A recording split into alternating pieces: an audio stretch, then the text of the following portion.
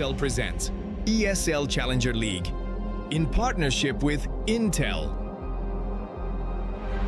Acer Predator, DHL,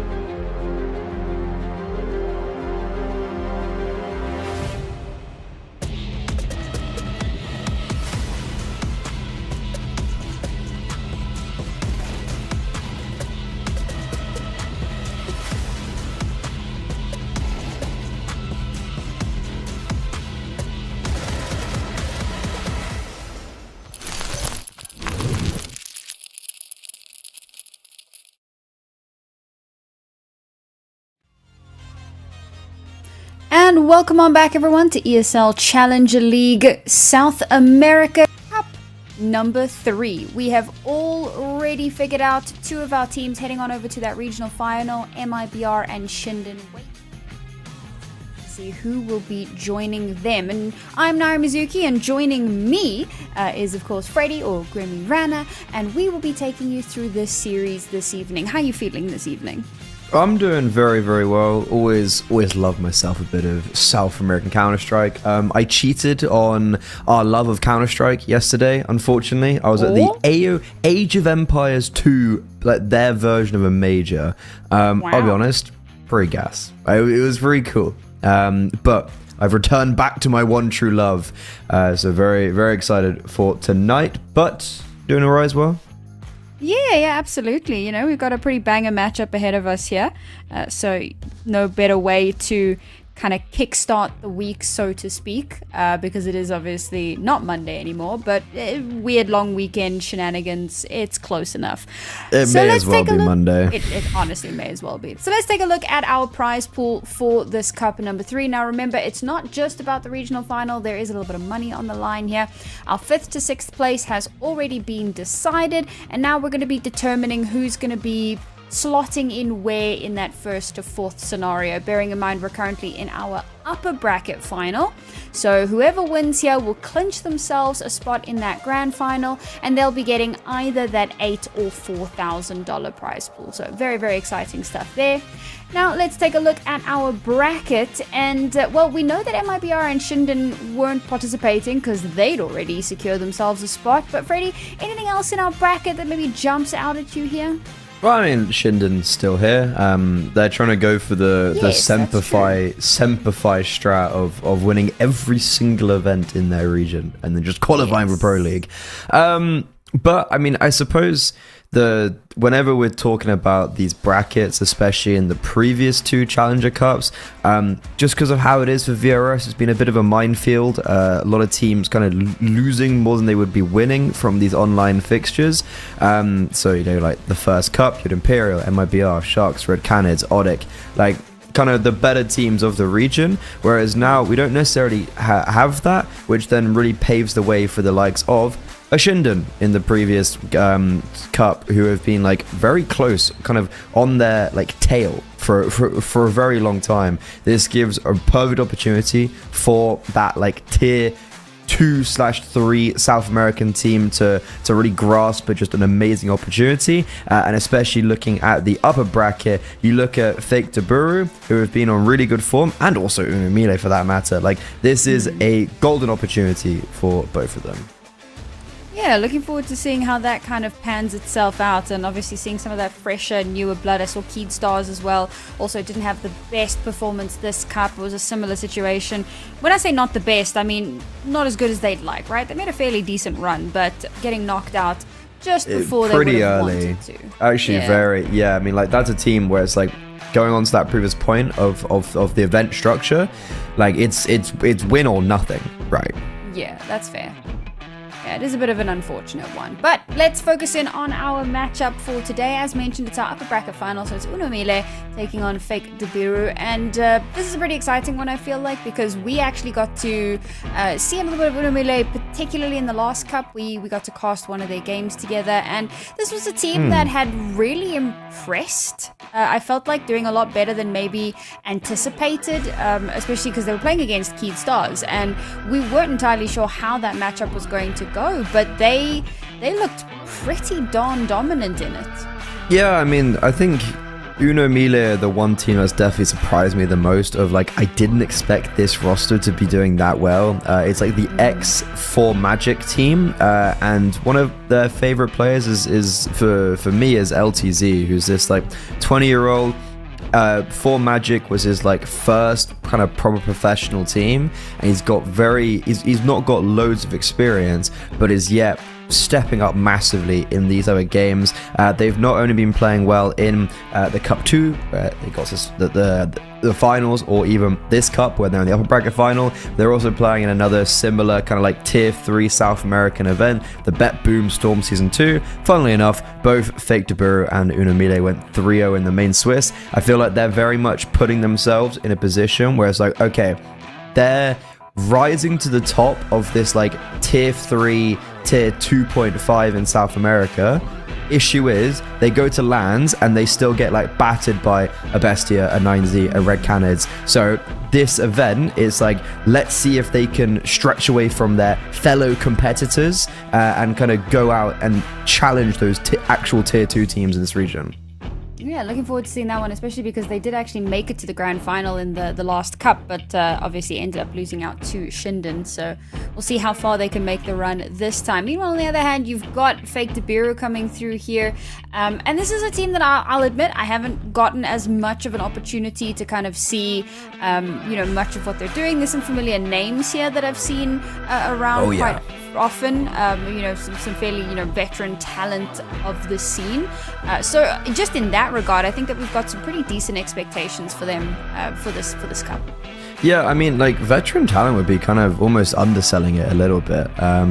It is very South American to like recycle players, but this Fake de Biru side, not gonna lie, I see the vision. Like, you've got PKL IGLing, him and Hardzal, they played 2 majors together on Pain back in like the heydays of kind of that organization, and they played at a tier 1 level for multiple years. Turtle did the same on MIBR, and then CK Zhao is a really fun name. So I saw him today and I was like, wait, he still plays the game? Because he broke out during COVID and then like qualified for a few international lands post-COVID, but never really had anything like substantial, in my opinion. So he's a name I haven't heard for years, and you're kind of bringing him, who's a very experienced soul, in with the Hardzal, the PK, the Turtle. And then on top of that, you've got the AWP of Detroit, who I think we're actually bringing up into a head-to-head right now. And the reason why I want to talk about Detroit is because he isn't necessarily new in the scene. Don't get me wrong. Compared to PKL, like, you can't compare compared to LTZ in this head-to-head, varying levels of experience. But for Detroit, it's his recent performance kind of at the end of 2 game, which is the core of Fake de Biru. And then on Fake de Biru, like, dude's playing well. Yeah, always good to see when players are kind of stepping up to that level. And obviously LTZ as well has been having a really solid, streak of games for himself, and has kind of put himself head and shoulders above for the moment. We know how kind of, I don't want to say flip-floppy. That's far too excessive of a term. But, we're all human. We're not machines. There can be times where players aren't necessarily playing up to their full potential. So when you're having a hot streak like this, you really want to try and take full advantage of that momentum wherever you can. And of course, this is the best moment to do that. So we look to see how that matchup is going to play out, and how these guys are going to be helping to enable their teams to potentially kind of take that next step forward. Because, of course, winning here will put them, as mentioned, in that grand final, and there's every possibility at that point of a rematch against Shinden, who are going to be playing up against Pain Academy. I think now actually they're playing that kind of off stream, or possibly on a community stream. I'm not entirely sure. But yeah, so we'll know pretty soon who's going to be in that grand final, which is quite exciting. But I do believe we also have our veto available, and obviously we had kind of the map stats pop up a little bit earlier on. We'll have the Ancient and the Inferno get burned out very, very quickly here. And, a Dust 2 and a Mirage. Well, we're keeping it bog standard, Freddy. Yeah, I was a little bit scared when I looked at this matchup. I was like, are we just gonna go Dust 2 and then again like Mirage? I think with the I mean, there is the fun aspect of this veto of both teams insta-ban Ancient. I'd love to tell you who's banned what and who's picked what. The issue, okay, let me give it a little go. So Mille banned Ancient, am I gonna say? Yeah. Fake to Biru banned Inferno. So that means Mille picked Dust 2, Fake to Biru picked Mirage. Yep. Pretty much by the by. Like, these are two extremely comfortable maps for both teams, especially that Dust 2. Like, both teams very happy to pick into it. Mirage, exactly the same. Which is going to create an interesting affair, as on paper, head to head, I pitch Fake to Biru as just being a way better team. Like, I was shocked at Mille's performance making the finals of that previous ESL Challenger Cup, because it's like, it was completely out of nowhere. And then they've, I guess, done it again. But if you look at the teams they've done it against, it's not exactly like groundbreaking stuff. You know, they barely beat a Pain Academy, who have no real, like, they haven't had any notable results. And then they, funny enough, Blitzkrieg. But it's like, those are very just by-the-by squads. I could really see this, despite this being like a very even veto, like, I guess even veto, let's say. There's no like clear favorite of the first two maps. I think Fake to Biru, I see a 2-0. Oh, okay. What I do find quite interesting is, so that Inferno ban coming through, I mean, that's one of Mille's really solid maps, and Fake to Biru don't generally do too well on that. So it feels, and another map that they both have had not great results on is Anubis, and I was kind of curious as to why that Anubis got floated as far as it did, and then I realized Fake to Biru probably realized there's no way Mille are letting Anubis through, and that gives them a solid window to get that Inferno off the board here. So even in terms of the veto, there's been quite a strong leaning in favor of Fake to Biru. But it does appear that we might just have some technical stuff going on, guys, so please just bear with. We're going to throw this one to a quick break, and when we return, we can kick off this upper bracket final.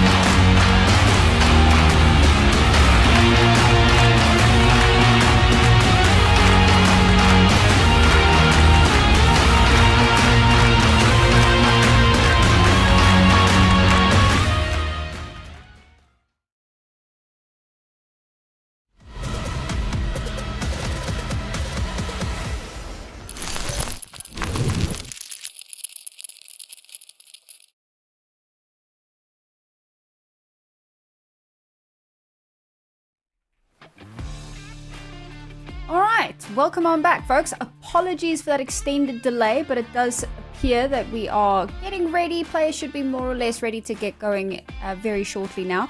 Because it was a little bit of a longer delay, for anyone who might just be joining us, this is ESL Challenger League South America Cup number 3. We are in our upper bracket final, so winner of this will secure themselves a spot in the grand final. The loser will drop down to the lower bracket and will have to play against the winner of Shinden versus Pain Academy. So some very exciting games that are going to be going on over the course of this evening. I'm Nara Mizuki, and I'm joined of course by Freddy, and it looks like, Freddy, we should be diving into our game. Yes, finally. Good things come to those who wait. You can't rush excellence, and this upper bracket final is the I was going to say antithesis, but that's the opposite, the epitome of perfection. But yeah, this is going to be very exciting.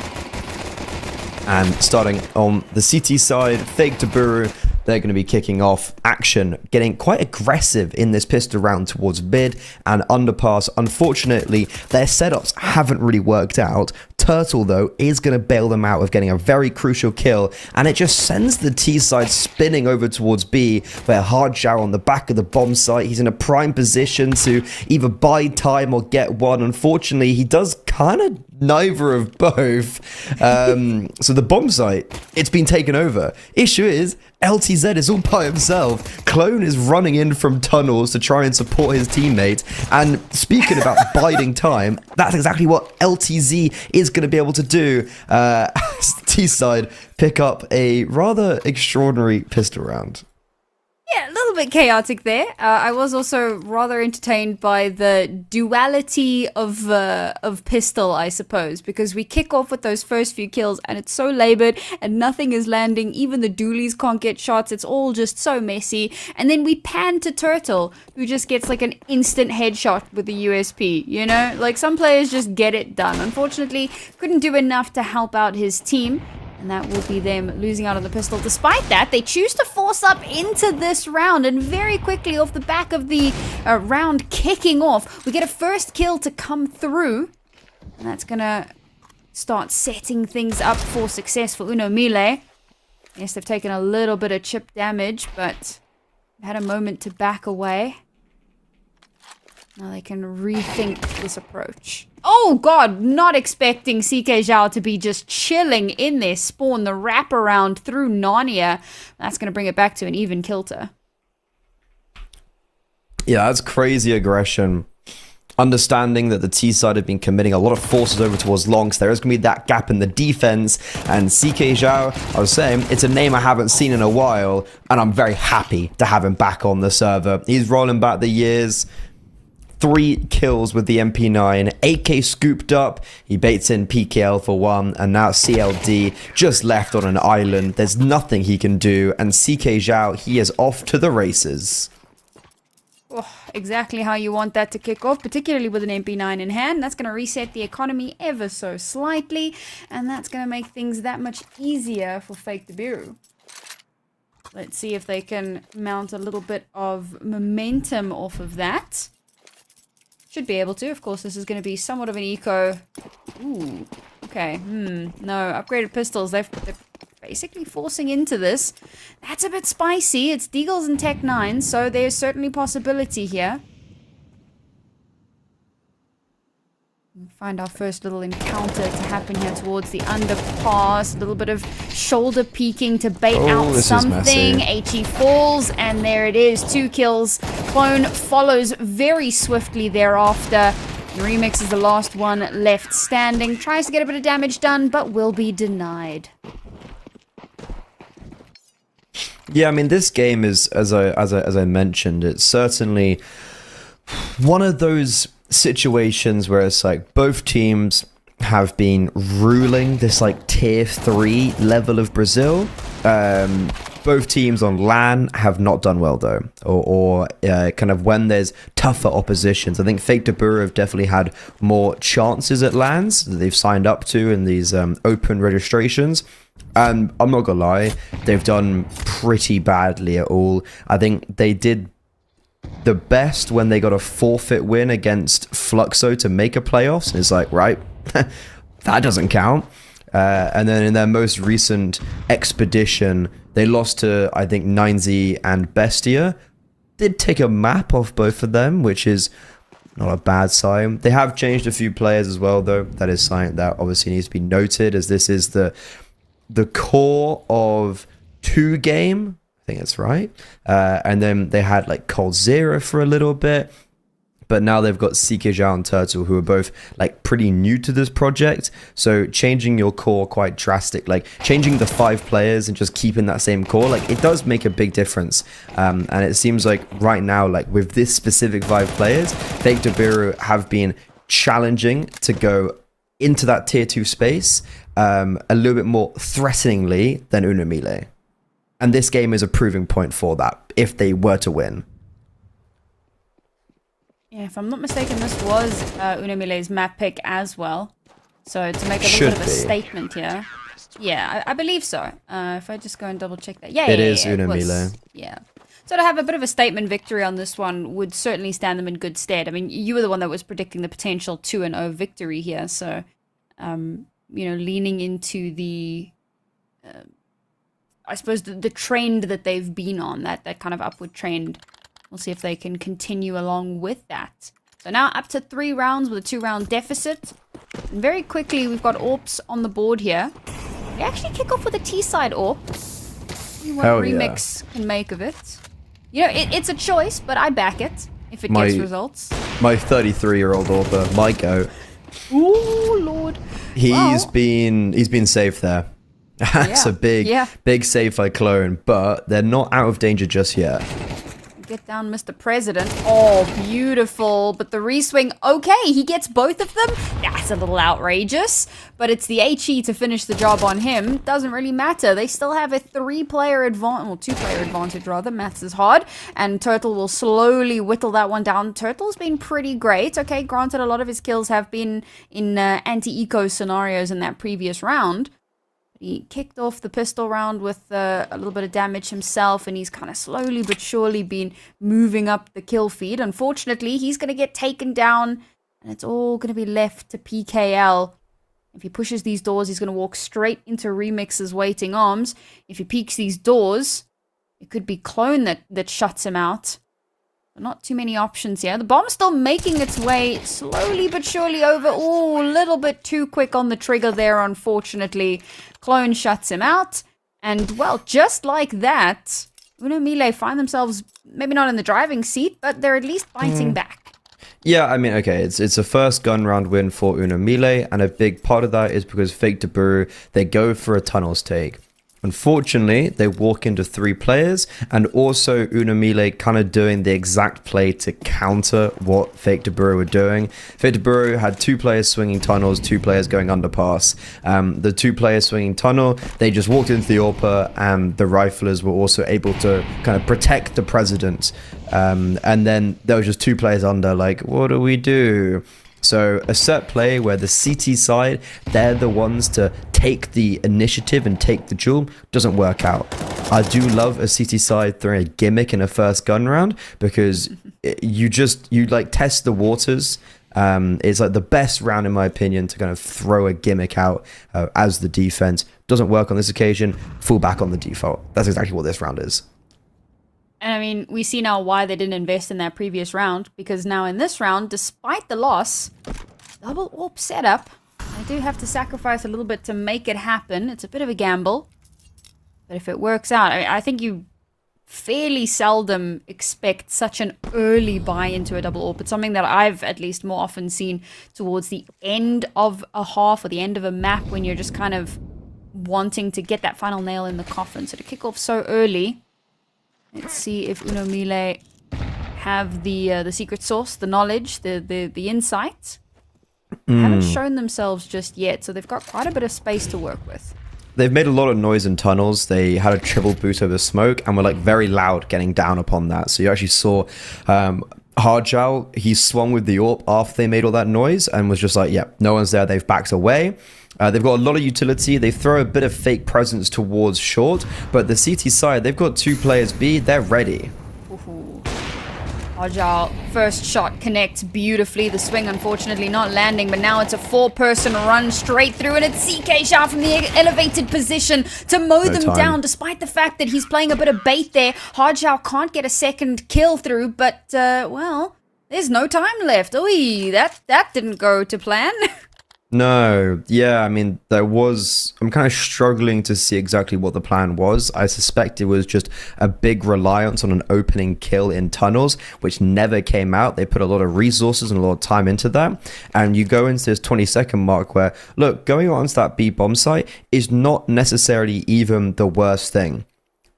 The issue arises is when they've put no pressure elsewhere on the map to cause one of those two B players to focus on middle. There was no mid to B smoke, so I think it was Detroit who was just in CT was like, oh, no one's mid, so you guys can just focus tunnels. And then they were also mega quick on the rotation, so that's always the big thing you see with T-side Dust 2.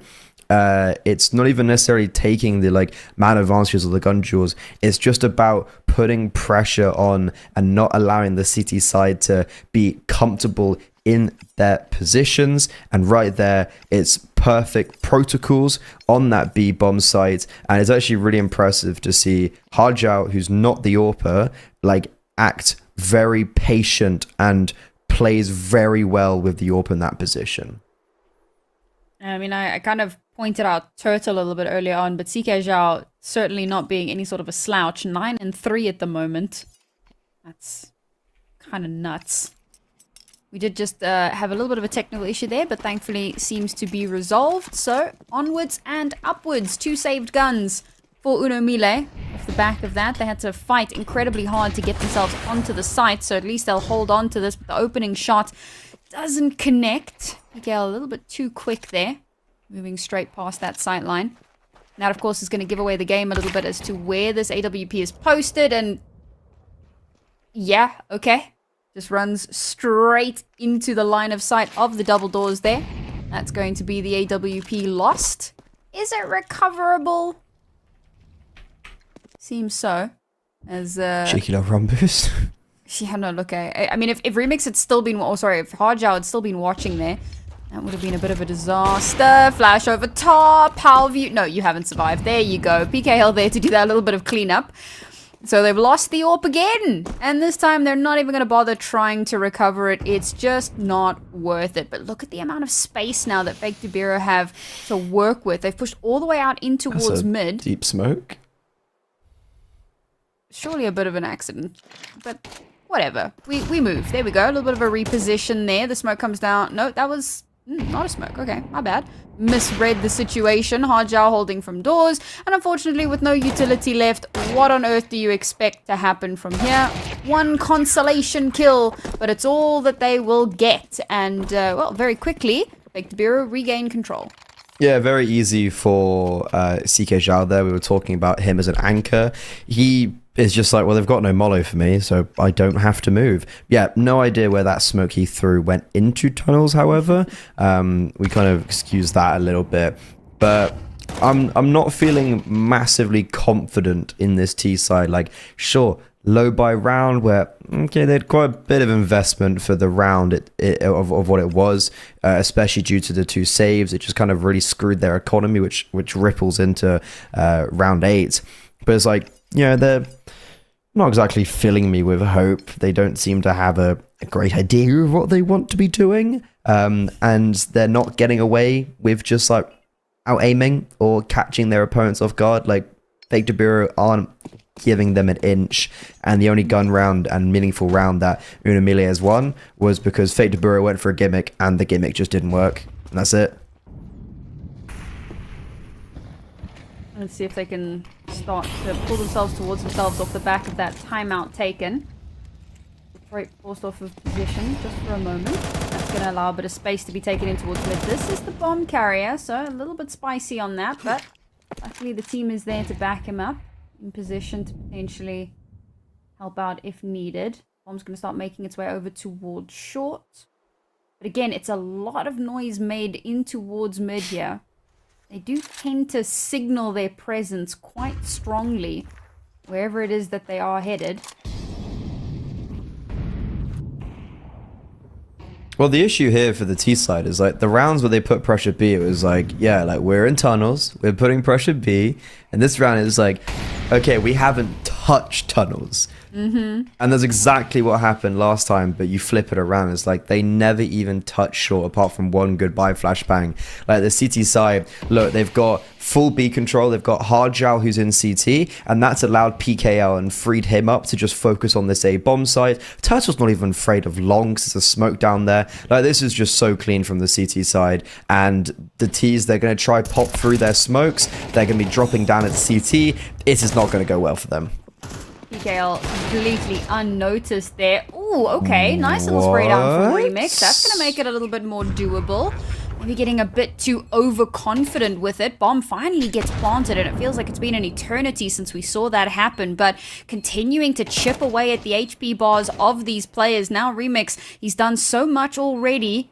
See if he can get a little bit more done. CK Zhao sneaking his way up along. LTZ's managed to catch Hard Zhao, and the last two players have been spotted. Yes, they do shut down Remix, but that's going to call over the information to the last remaining Uno Mille players. They know where these last two are. The Molotov is perfectly placed. Gives them a bit of space to work with here. CK Zhao doesn't have space to land onto the bomb, but LTZ with so little HP, does he trust it? Doesn't need to. Swings at just the right moment. CK Zhao shut out, and Uno Mille find their third. Oh, okay. LTC dies at the bomb at the very last like millisecond. That matters. The T-side have no money. No one survives. They win a really important round, but they're going to have to do it again, and they have to start getting this cleanly. But LTZ, we highlighted him in the pre-game. We had him in our head-to-head against Detroit. The AWPer hasn't necessarily stepped up for Fake Biru yet. LTC hadn't coming into that round, but he makes amazing moves in the 3v3. Like, he wins out that post-plant for his team. And hopefully Uno Mille can utilize a round like that to spur them on. It was just pure gun duels, one out. Like there's nothing else about it. Remix or double opener with no utility. It was literally just pure duels. That's why the round was won for Uno Mille. But hey, they've just done it again because CK Zhao gets very aggressive in middle and gives away his life. But Detroit at least will even it up at the minute and 20 mark. Yeah, I was going to say a bit of a ballsy play there. Yeah, we're loving the lack of smokes in mid for the T side, I've noticed. Yeah, it's certainly been interesting. But we're back down to 4v4. So reading anyone's game here. I have foregone one of those AWPs. Of course, they've kind of had to with the way things have shaped up. That being said, I don't think the double AWP setup has necessarily been the be-all, end-all. It hasn't hinged on it. LTZ now finding himself a lot of space. Flash over the top allows Remix to get one, but Broken gets lost in the interim. It brings us to a 3v3. Slowly but surely, we still inch our way closer towards this bomb site. LTZ has an inkling.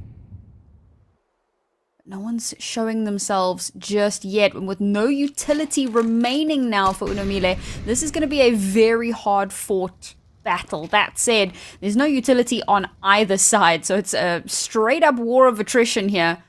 Aim battle's going to become very important as the bomb starts to get planted. Tagged through the box, but can't stop the plant from going through. A head spotted out over the top. We go blow for blow as LTZ gets traded off. Remix quick to follow, and now Clone is the last one to try and hold on to this.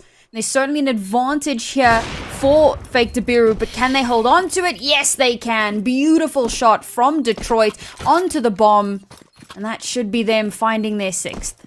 Okay, the two players that we had on our head-to-head, LTC, Detroit, they've both stepped up in their respective rounds now, both towards the A-bomb site. Detroit, he doubles his kills, but it's also the opening kill for his team to put it into the 4v4, and then on the retake, he just does everything. He's just covering for his riflers, allowing them to progress, allowing them to close the space while getting tags through the boxes, while hitting very difficult shots. Despite the bomb going down for the T side, we entered the issue that I raised going into round 9 of like, look, no one survived on the round win they got. They're broke. They have no economy. They have to double down, and they don't, and they've just got no ability to like consistently contest in this first half. This is their map pick, and they're just being schooled, really. Timing. So unfortunate. Oh well, Detroit lives at least. For now. Could be a bit of a... no. I was going to say it could be a spicy round, but there isn't really utility. Detroit will finally fall. Maybe overstayed his welcome a little bit. Yeah, that does give a bit of space in towards mid.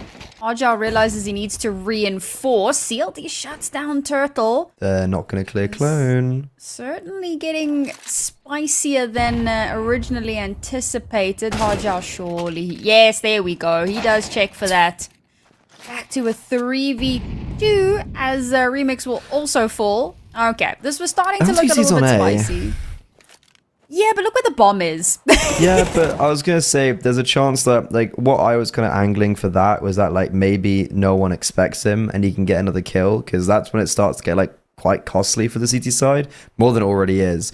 But they've done surprisingly good damage control, considering that, like, I don't know, it was a bit scary. It got way too scary, to be fair. But let's see if CLD can maybe get a little bit more damage done here. Knows that PKL is there. Oh, yeah, there it is. That's not great. Like, there's 2 more rounds left in the half. The City side could be very weirdly placed if this round goes in the favor of Mille, and it actually could give them, like, a way back into a 5-7 half. Well, it feels like maybe Fake Biru are cognizant of that. They've gone back into the double AWP. Don't want to leave anything to chance. They're cognizant of the lack of money, so they've bought a double AWP. Well, they're trying to secure themselves the win, okay? It just depends on how you look at it. It's a glass half something situation. They're choosing to see it as half full. If they buy into the double AWPs, then they secure themselves this round. Oh my god, never mind. Sleepy Detroit. Yeah, certainly not. There you go. PKL, oh, gets the second one full blind. Looking for a third, not afraid to triple dip. Unfortunately, that does come back to haunt him a little bit. Argyle now trying to make something happen with the second AWP, but it's the HE that finds LTZ in mid. The bomb has been lost. The last 2 remaining players are worlds apart from one another. CK Zhao has been caught out. So bring it back to a 2 versus 2. But again, Remix now caught in an unfavorable scenario and still manages to win that one out. This feels recoverable. Just under a minute remaining. Now Turtle left to try and babysit the bomb. These last 2 players are still so far removed from one another and don't know with 100% certainty where Turtle is. So need to be very careful, and unfortunately, care comes with time, and time is of the essence. Down to 35 seconds remaining. Need to try and recover this bomb. Turtle now starting to feel a little bit antsy, a little bit scared of what may come around the corner. Wants to try and make sure that these duels are isolated. He doesn't find himself in a 1v2 straight off the bat. Molotov comes off just to buy that little bit more time, but the bomb has been picked up down to the last few moments of this half, but the bomb should, yes, will get planted. And unfortunately, I wonder if Turtle clears clone here. Doesn't seem like it. Starts to accelerate. Does check, but it's a bit of a cosmetic check. Knows he doesn't have the time. And will get shut out. Not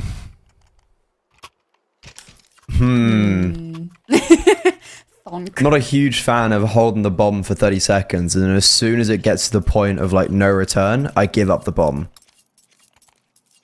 I do also enjoy doing that.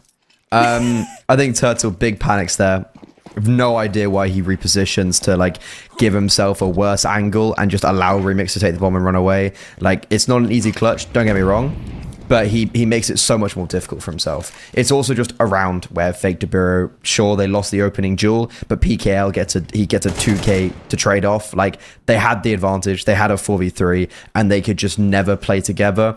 That was what I was saying at the start of the half. Fake Biru doing well in those situations.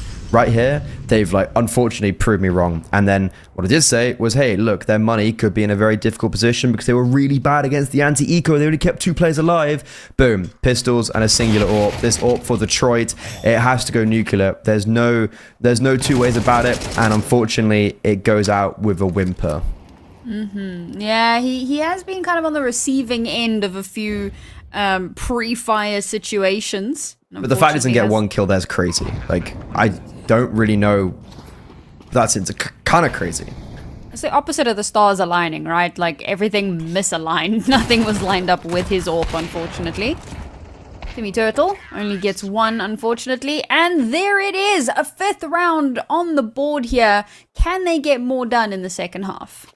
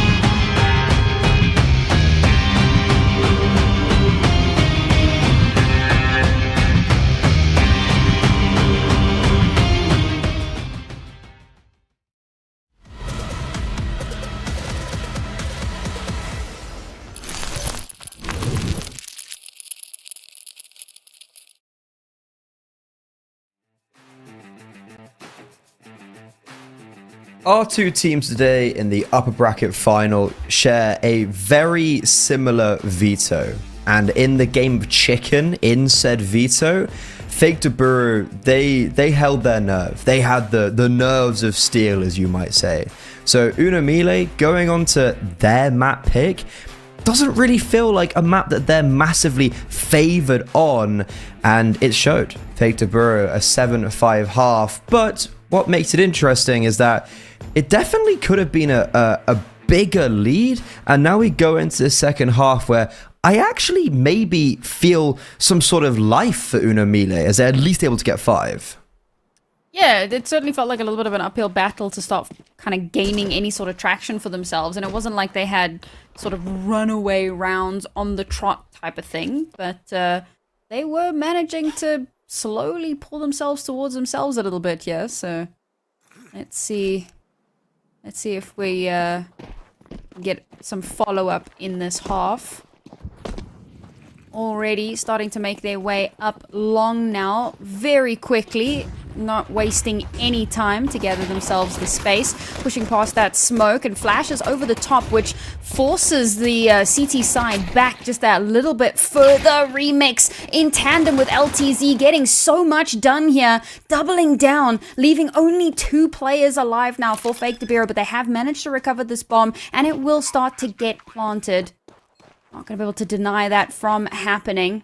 In the 3v2 setup here, desperately trying to hold the line, chipping away at these HP bars. CK Zhao lives for so long, somehow gets 2. Detroit follows up with that 3rd, and magic happens in those final moments.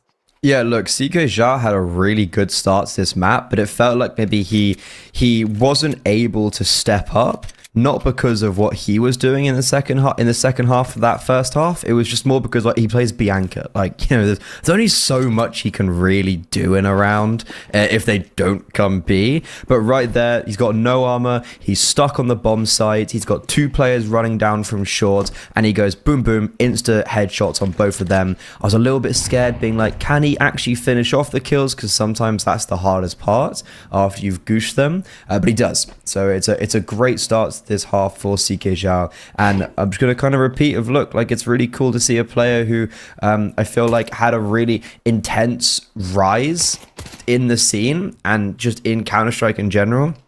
Haven't seen him since like 2022, 23, and he's back now, and it looks like he's still got it.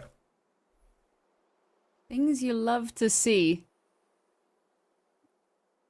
Got the bit of a gamble stack towards the B site. Mille not following in the footsteps of Faked Biru in that previous half. Do not opt for the force. So instead, just a pretty regular gamble stack round. Bomb's going to be planted over on the A site. And this should be kind of a one and done scenario. That'll bring Faked Biru up to 9. And obviously, Mille are trying to preserve as much economy as they can because they don't really have a lot of space to work with. So if they had opted to force up, that could have put them in a very, very uncomfortable spot. Hopefully they can start to turn things around for themselves as we head into the latter rounds of this one. But it is a very clean one for Faked Biru. On the hunt as well, looking to make this just that little bit spicier. Might put themselves in a spot of danger. There you go, a little bit of damage done. Ultimately though, ooh, if they lose another one here, it gets a little bit spicy. But no, there you go. Clean up, only 2 lost. Mostly Mac 10s, not the end of the world. Like, did we need to hunt USPs? No, absolutely not. Okay, you got a Mac 10. Is it beneficial to get the Mac 10 a couple kills? Yeah. Is it beneficial to send everyone there? I don't know. But hey, live, laugh, South American Counter-Strike. That's what it's all about. They're keeping us on our toes.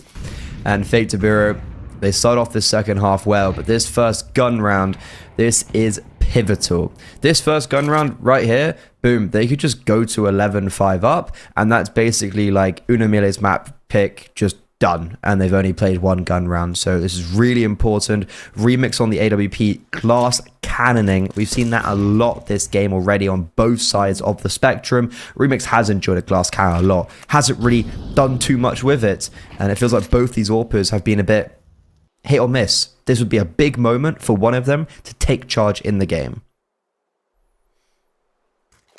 Well, you know what they say, Freddy? It's all about sending a message. I'm not entirely sure what the message was, but they sent there was it. a message in there. They certainly did. Let's see what messages may come through in this one. Oh, that's unfortunate. Yeah, ooh. That's just so like, and that's round over. Like that is literally like that kill comes in, it is round over. LTZ, like that kill is a survival kill. That's not a round, like it's winnable kill. And it's one of those things where it's like, okay, do you expect someone to jump into CT? Let's say like 40 to 60, yes to no. Is it worrying that it's like there's just this massive like gap? Yes. I think it's a hard pill to swallow for an AWPer because, as I said, it doesn't happen every time. But the fact that it's like so completely unexpected, that's the worrisome part. Yeah, unfortunate. Oh, Faked Biru are going to be feeling pretty darn good off the back of that one, though. Double digits, double Mille score line. This time only sending 1 player on the hunt. Doesn't find anything. Probably for the best that way. Oh, and a very quick tech pause there. It seems that the teams have been somewhat plagued by issues tonight, so hopefully we can get that sorted out for you. But yeah, not looking too good on Mille's map pick of Dust 2. We still have to head on to Mirage, which is going to be Faked Biru's pick. And statistically, both these teams are fairly even kilter on both maps, but if the second map goes anything like this first map, things do start to look worrisome for the Mille roster. Yeah, I think this is a little part of what I alluded to at the beginning of just being like, yeah, this is a good, like, close matchup if you think about the most recent results and the maps. I think Fake to Biru just win though 2-0, and it's kind of showing, at least on Dust 2 here. But South America's taught me anything. Never put all your eggs in one basket. Like, you never know. But that is okay. That is quite an affirmative opening kill. Yes, that is rather another unfortunate situation to have to try and battle back from. The smokes certainly giving Clone a bit of an out there, so he'll be at least grateful for that. Let's see what the follow-up looks like. Now, of course, Mille have to either spread themselves thin or exactly what they're doing now, kind of group up together, try to reinforce one side, and this could even be an early save scenario. Money's looking a bit tight, even with all the loss streak that they have available to them. No commitments just yet, but that smoke in mid will give them free reign to push through mid if they so choose, and it does look like that is going to be the case. Hojao hasn't quite cleared out B just yet. He's putting a lot of presence there, so if there is somebody towards that site, he'd be able to deal with it fairly quickly. Love seeing how they maintain this methodical approach, despite the fact that they've given themselves such a huge advantage in this round. They're not willing to kind of get too cheeky with it. They find themselves, they're pathing in over towards that B bomb site. The bomb will get planted, and the hunt is on again. Yeah, I mean, it's one of those things where I was watching that, like, execute, and I was like, it's actually a really lovely execute for if anyone was there. Of like, they shift out mid. Detroit does a second set of mid util to be like, hey, we're bottom mid still. And then instantly flashes CK Zhao in window. So like, if you're a defender on that bomb site, you don't expect someone to be that close because of the utility put down by the AWP as that second set in mid. You mentioned the hunt. This hunt's going to go well. This is going to go really well. Clone, they know he's here. He's stuck on an island completely by himself, and it looks like the CT side are coming out of this in a much better situation than I expected. Unfortunately, Clone was so low, so CK Zhao just holds mouse 1 and prays. LTZ will ultimately be the only player who only player who survived. It looked good for a moment for Mille. In the end, it's pretty dire. It is very entertaining when a caster is like, this is going to be whatever, and then it just utterly isn't. Well, what I originally said was right. That it was going to go well? That it was going to go well for Fake to Biru. Like, it's going to go bad for Mille. Yeah, it just it took a lot of twists and turns to get there. I doubted myself, but we got there eventually. The road less traveled. It was a bit bumpy, but yes, we got there in the end. Oh, and a timeout being taken here. I do believe this is their second timeout. I think there was only one in the previous half, if I'm not mistaken. Another timeout being taken here. We're getting really close to that do or die scenario. Losing here puts us on map point, and money, as you can see, is a bit of a problem. So this is an important round for them to not only win, but to also start getting some sort of momentum off of. I mean, even money for Fake to Biru at the moment. Yes, you've got two players who are well over 4K. But,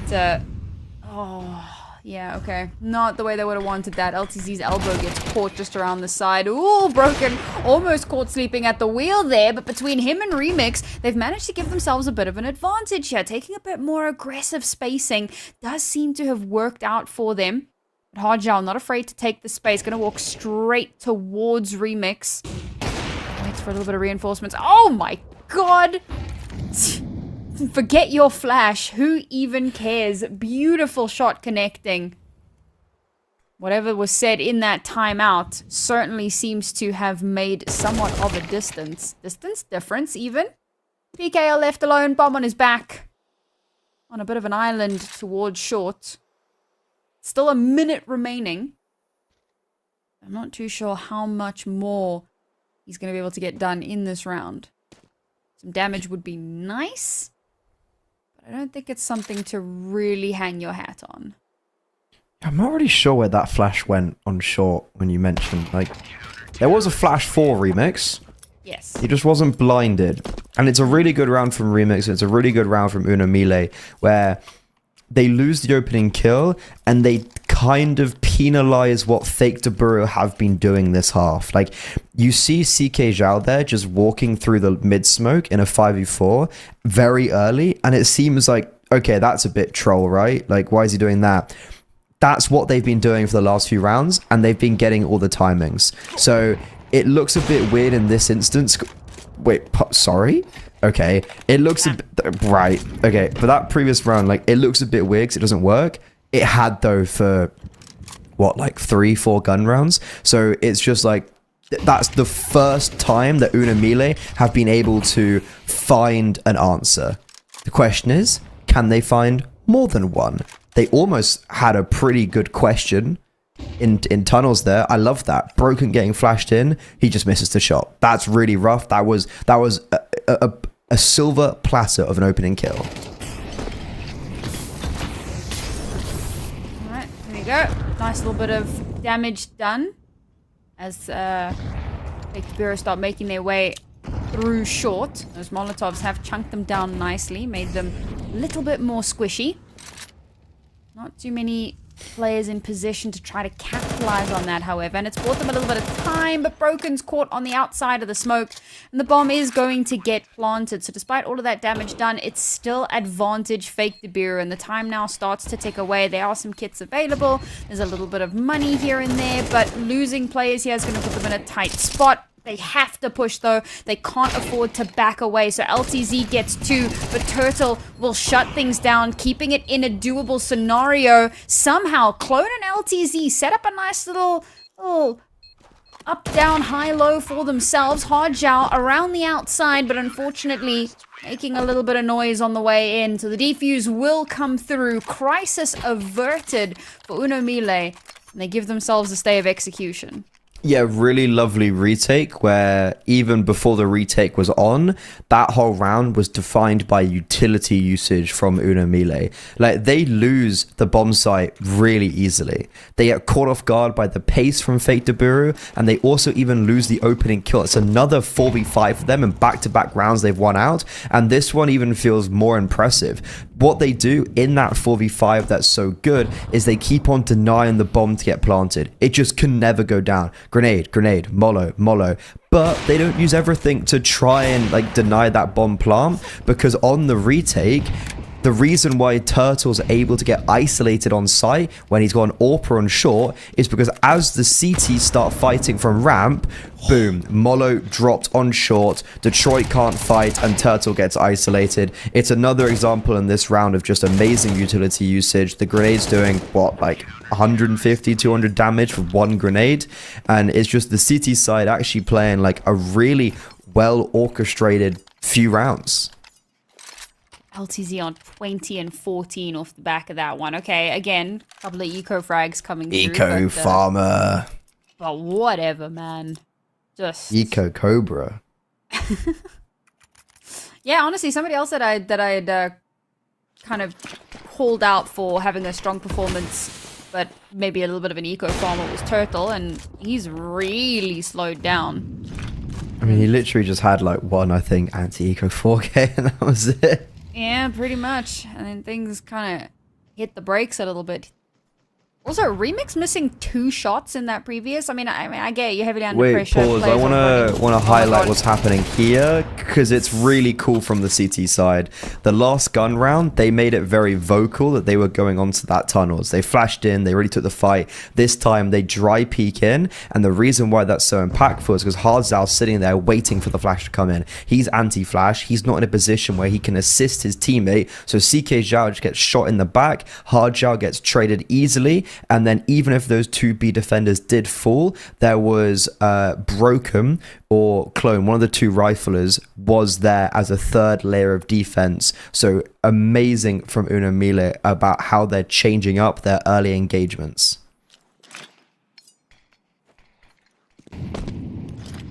Now Fake Biru find themselves once again in a situation where they somehow need to recover, spreading themselves relatively thin to try and get some semblance of map control here, but down to the 42nd mark. Do they opt to push? Ooh. Oh, Detroit saved by his moonwalking across the double doors there. Unfortunately, he's now separated, and he's got the bomb, but he'll start to make his way over. Unfortunately, we're down to Just what? save, I think. Yeah, when we were so close to 15 seconds, there is no point whatsoever.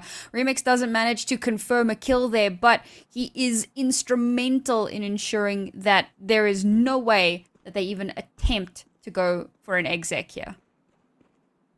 I mean, look, Fake Biru, last 2 gun rounds, they've been in 5v4s and they've still lost it out. There's no way they're winning at 3v5. That's very rough for Fake Biru because they're never even able to begin their plan A. It's like within 20 seconds, we're already on plan like D or E. You know, we're all the way down in the depths there. So Mille, they're playing a really lovely CT side. It's a really lovely defense, and I'm starting, like, these 4 rounds they've won, they've all been very lovely, and I'm starting to understand why this is the map that they chose to pick into. Just got to make sure that they can complete this comeback, and they've got a prime opportunity here. It's 3 players saved. The other 2, Hardzao and CK Zhao, they've got Deagle Mac 10. There's no util across those 3 that saved. They saved 2 flashes. Certainly an uncomfortable spot. And around here almost certainly secures an even out scoreline and possibly even a 12th for Mille. Just off of the way that the economy should shake itself out. Oh, great opener here. Yes, Detroit. Stunning double from him. Was having a little bit of a rough time of it on the CT side, getting swung round after round. But now on the T side, these slow peaks netting them some serious advantages. And everything I just said, all my words swallowed. Humble pie is now with a 2-player advantage. There is no sense in trying to go for a retake here.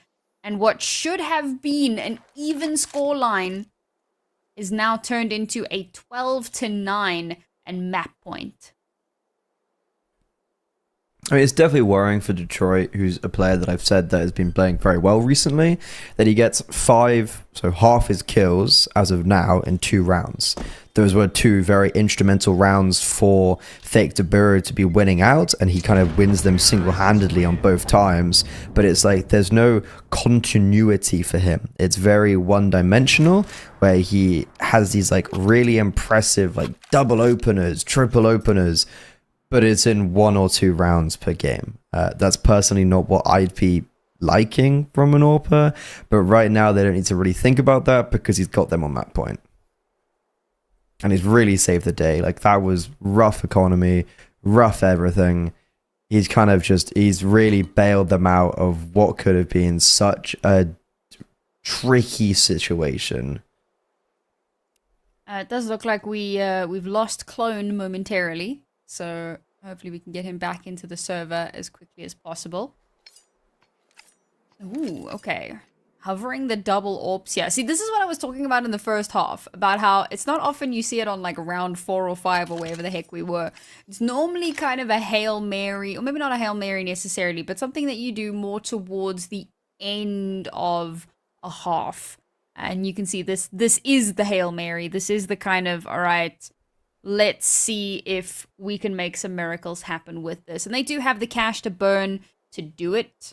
And obviously it's map point. So if they win this round, then fantastic. And if they lose it, well, money doesn't matter, does it? So let's see if it does actually pan out for them in the way that they're hoping.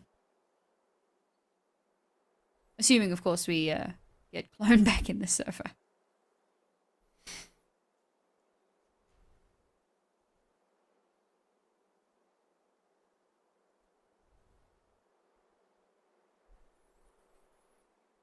Delaying the inevitable. Ooh. So on... Looks like Shinden are 1-0 up against Pain Academy. Yeah. And it looks like that first map was a 13-4. Yep. Yeah, kind of expected. Like, the one thing that's always been, I don't know, is a weird, I've never really got my head around. It's just the lack of substance from every academy team in South America. Like, you know, Pain Academy, they've had decent enough players come through. Like, I think if you go down the list, you're looking at Kai, Kaysen, Naizen, and then they obviously had Snow, but he came from Young Gods, not even Pain Academy. And then, like, also the MIBR Academy, if you look at the players, so those players I mentioned for Pain, those were long time ago. It's the exact same for MIBR Academy. Of like, you kind of look back and you're like, oh, okay, Insani and Bernazin came through their academy team. Like, that's such an incredible, like, kind of acquisition. And then you've got this Orpa card, who I remember in like 23, I was like, yeah, this guy's gonna be something. And he ended up staying on that academy team for almost 1,500 days. So yeah, it's an interesting conversation of like these academy teams in South America. I don't think I have enough information to tell you like why they've just never really taken off.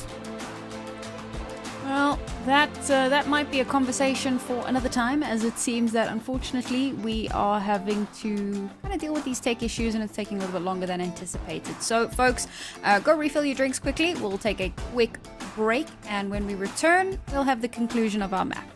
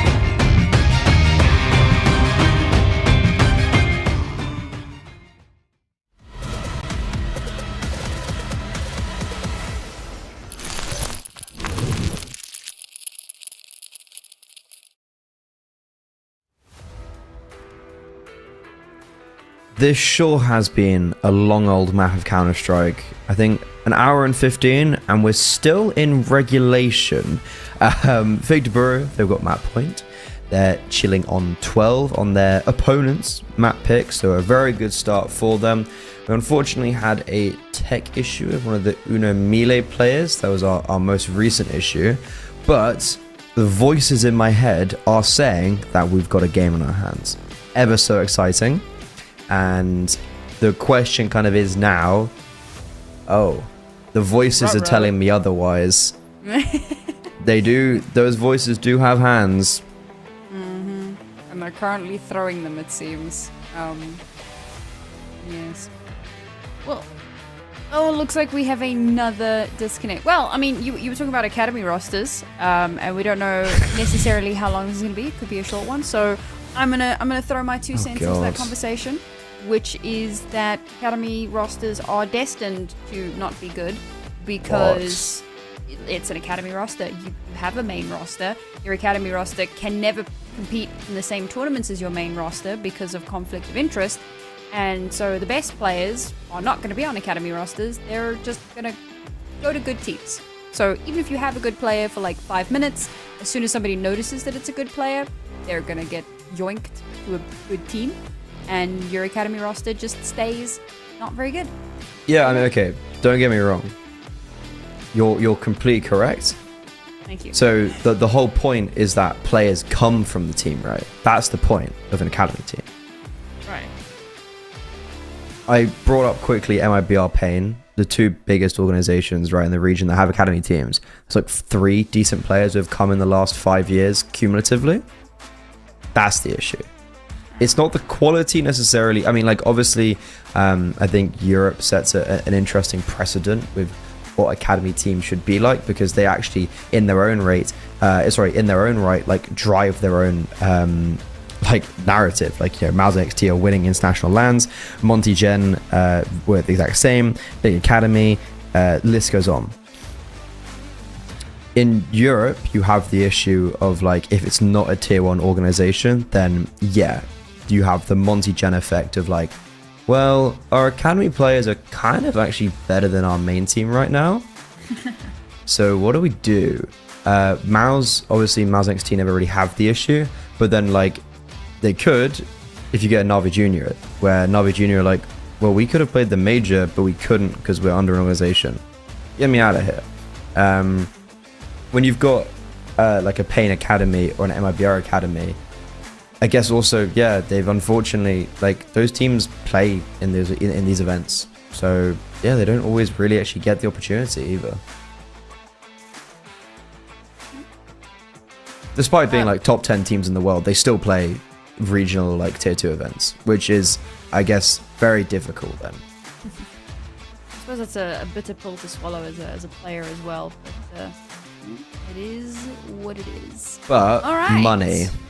Yeah. The voices in our heads are speaking once again. We have a collective voice in our head. It's called production. And they've let us know that we are ready to dive back in. So, map point now for Fake to Biru on their opponent's map pick. Mille looking for just a little bit more to work with. Yeah, have bought into that double orb. Ooh, spotted. Elbow. Ooh. Elbow. Ooh. Counter-Strike. Oh, yep, Counter-Strike works. The game's, it's a thing. It works. Hit reg. Oh, I love that. Did you see the video of the dude that tries to shoot someone with the AWP and the chicken gets in the way? Full on get down, Mr. President. That's crazy, actually. Somehow it's not a collat. That's the part. Like, how chunky is that chicken? Hey, he's a plump chicken. Yeah. Sorry. Mean rotisserie. Ever so slightly sidetracked. It's a good opener here for Mille. Looking for the conversion. Fake Biru have struggled to find stability when they lose these opening engagements. Or win, for that matter. Bomb could be in trouble here. Turtle, he knows. He's got an inkling. Nope! Bomb does not get lost. LTZ, in fact, is the one that gets shut down. Yeah. Can't say I'm a massive fan of that. Like, 50 seconds, you know they're in mid, and they're like, they aren't doing anything. Sure, LTZ has never pushed long, so that's probably his methodology, but you've just given away an opening kill. Surely your teammates should be taking space elsewhere as a collective, not you forced to do it individually. That, however, is crazy. Remix takes a timing shot through the mid smoke, and now the T side, they can accelerate, and there's 2B. but they're managing to get something done. Clone's already been shut out. So that brings it down to, okay, Remix is catching them right in the back. And there's just no way that they can move, really. Turtle's going to be left all alone here. Spots out one. A little bit of ring around the Rosie. Has to swap onto the pistol. Actually manages to get that kill. That's kind of crazy. But yes, time certainly not on his side here. Has to try and survive just a little bit longer. Dies after time. Unfortunate. Yeah, and I'm going to put Mr. CK Zhao... Wait, who did Remix... Wait, there's two players I want to kind of, you know, put on the microscope there. So I'll go for the second. So CK Zhao, he runs up and goes and paths through window. Through the doors. The reason why that's so annoying or bad is because the CT's AWPers, like, you can see over the smoke. You can see them crossing doors. So it's just super stupid to give away a kill like that. And PKL there, the nade gets broken in the CT smoke. You haven't revealed yourself. And he decides to actively, like, jiggle and give away his life. Speaking about PKL, he falls once more to Remix. This one, though, you know, what can you do? And again, what can you do, Detroit?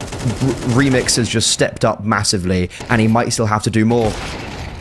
Oh, all right, well, it's looking like a little bit of cleanup here. Somehow keeping this pretty darn close, all things considered. CK Zhao, what was that swing?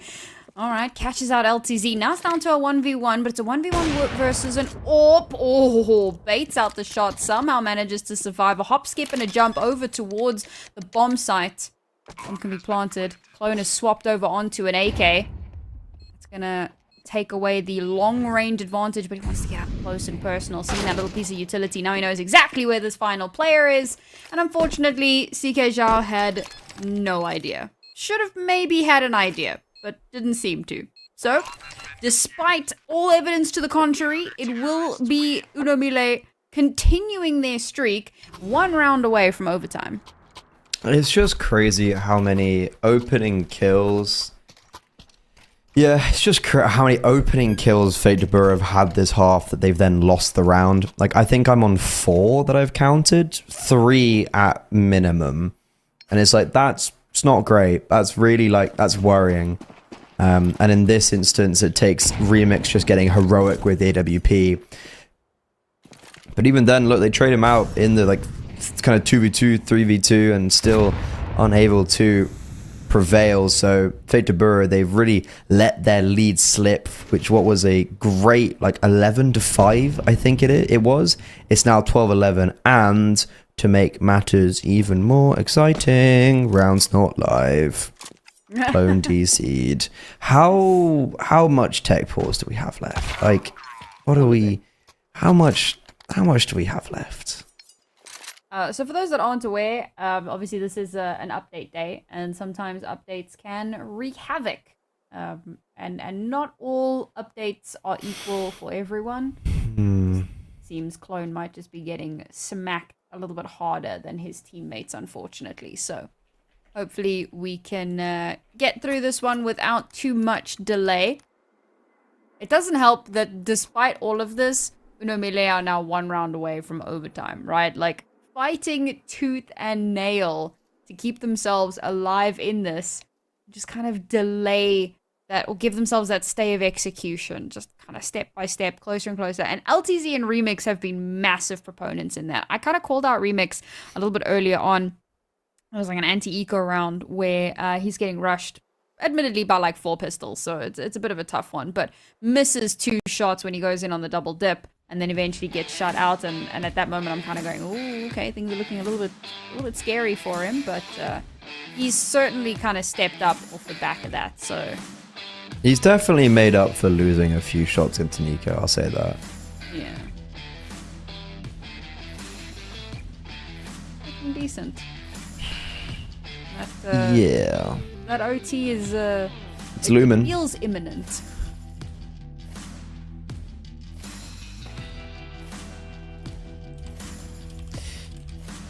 It's there. It's Lumen. It is hanging over our heads. And Fate de Boer, they would love to avoid it, as they shouldn't even realistically be this close to any resemblance of an overtime. But this is the world that we live in. And Mille on their map pick, especially the second half, they've given themselves a stay of execution. And I will say, it's like they've been playing well, and they've just won a ridiculous amount of 4v5, so fair play. Just went to check, and Shinden currently 5-0 up on the second map. And I just wanted to double check, because I thought to myself, it seems odd that Shinden are in the lower bracket.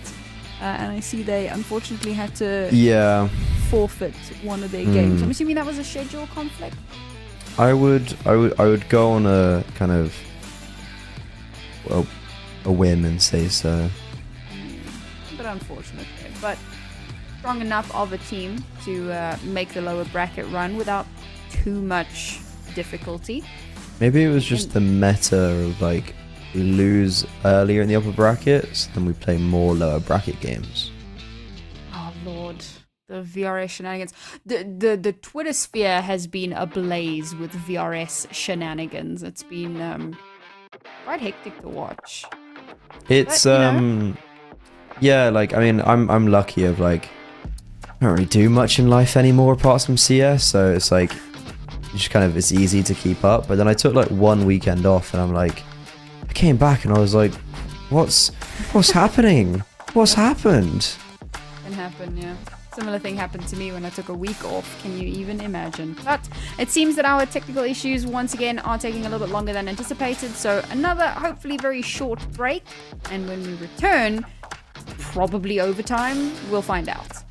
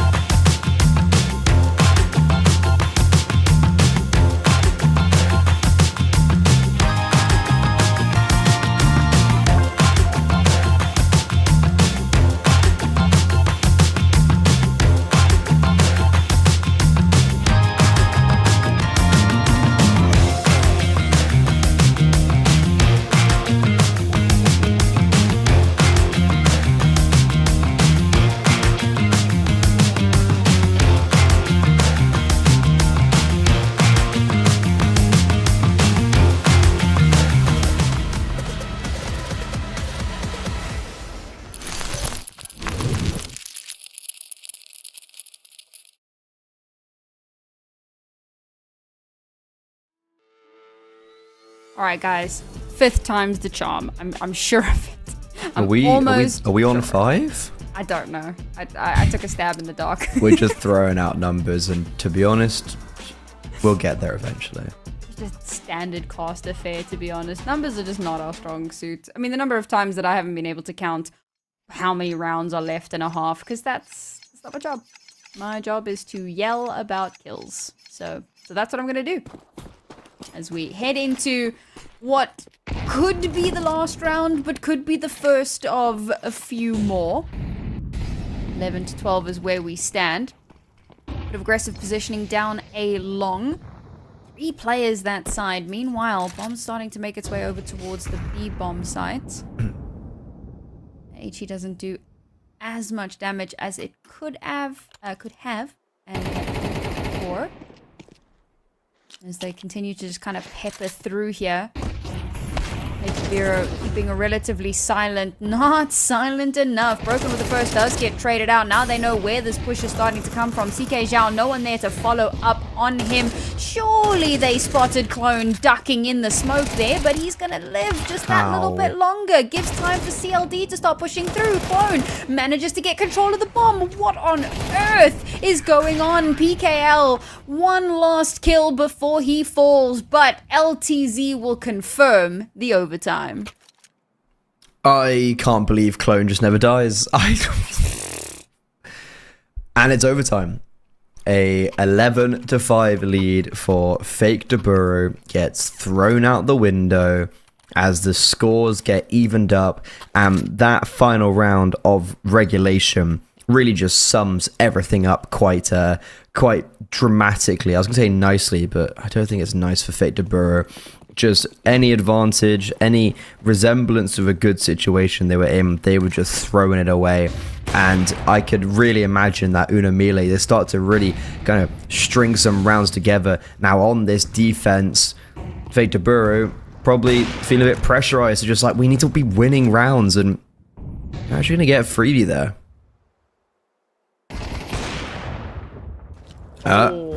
That's rather unfortunate. What is happening? Oh, why has he gone heavens. back? Who knows? Shut out, unfortunately. And there was no teammate there to back him up either way. Maybe a little bit slow on the rotation. I don't know. But here we go. Caught between a rock and a hard place. Clone is one of the two of them, but Hard Zhao keeps this somehow contested. 3 versus 2. Why couldn't you have done this 4 rounds ago? I don't know, but here we go. Hayes' Will law. they actually be able to win it though? Because Broken finds Turtle, and a lot of this round is off the back of Hard Zhao, who's sitting on 3 kills at the moment. He's found every single one of them. Down to the 2 versus 2. We've got Clone on a round-the-world adventure here, which is the perfect opportunity for this bomb to go ahead and get planted, but they're feeling the nerves start to settle, that little bit of anxiety, uncertainty as to where these last remaining players are. One gets spotted, jump spotting. They still don't know where Clone is, and there we go. There is an inkling. Hard Zhao turns to check. Doesn't spot anything just yet, so he's kind of playing the pivot point here, trying to spot out these last players as that bomb does get planted. Caught with his back turned. He can give the information over to PKL, but all the advantage that they'd garnered slips through their fingers. Now PKL knows where that first is, knows where the second is, and has to play this one pixel perfect. Oh my god, Broken, how have you gone and done that? Manages to get the final kill. The defuse as easy as you like, and all the hard work that Hard Zhao put into that round slips away. Such a crazy round where, like, I don't even really know where to begin or where to end. Like, okay, Mille, should they have won that round? Probably not. Does Remix get away with murder and then throw his life away on long? Yes, but it doesn't have any repercussion. Fake Biru, it's just this, the sadness continues, right? They can't get anything. They can't win out ever on their T side. No matter how many advantages they have, it's just never going to go in their favor.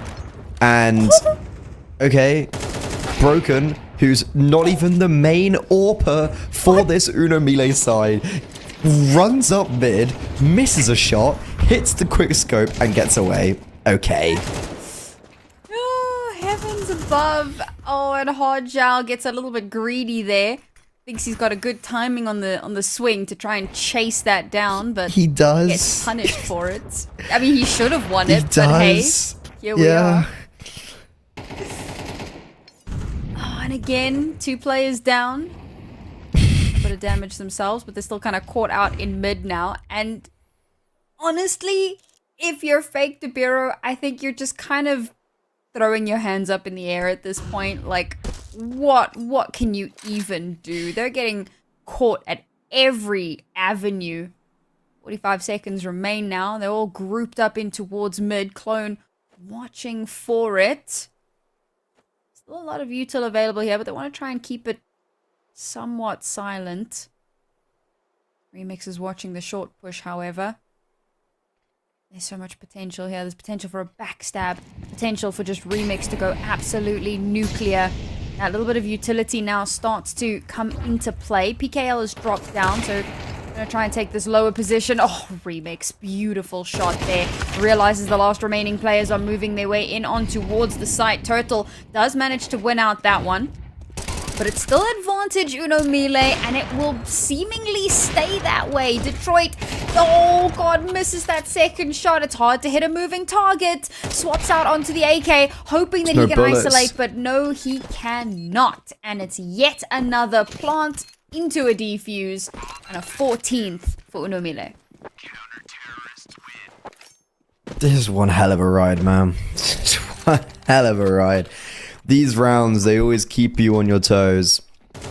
With the opening kill coming from Broken running up mid to a 5v3 where, okay, Victor Biru, I never fully believed they have a way into the round, but they definitely make it hell of a contestable with Detroit in that 1v3. If that AK had more bullets, then there's a real possibility. But it's ultimately just those winning interactions being, sorry, the opening interactions being won for Mille. And Victor Biru don't have a good enough response. Speaking about opening interactions, Remix is doing it again. He's getting aggressive in mid. But he can't hang around forever. Or can he? Seemingly, he can do whatever the hell he wants. He's just sitting here. He's just staying. Yeah, it does seem that's been kind of the theme so far. Ooh, flash connects. Somehow he survives. Able to back away. He does have a little bit of backup from his teammate, but not going to be able to hold on to that space for too much long. I say that. They keep contesting it, but eventually Molotov will force them back. This is good from Victor Biru. This is really good, actually. Right, this is how you take mid, because that flash from underpass, it isn't to kill Remix, it isn't to kill Remix, it's to push the AWP off the angle so you can take this space that the T side have done. What do they do with it? This is the question. They've kind of struggled to press when they do have an advantage. LTZ himself not terribly afraid to hold on to the space. Ooh, through the doors. Unlucky CLD. Now we can start to set up a little bit of a split push here. They don't know about the long play. Oh, this is awful. This is awful. And Remix, he's just fully blind. Yeah. LTZ, he's not had the best rounds there. Kind of just thrown it a little bit for Mille. This is a good round for them to pick up here, because the T side for them has been a bit of a rough one. The CT side was where they netted themselves the best results. So perhaps now with this one round, maybe they can pivot themselves to a little bit more success. But, I mean, so far, Mille looking so much better on this map. The first half, we had a lot of questions about it. They've managed to pull themselves towards themselves a little bit more.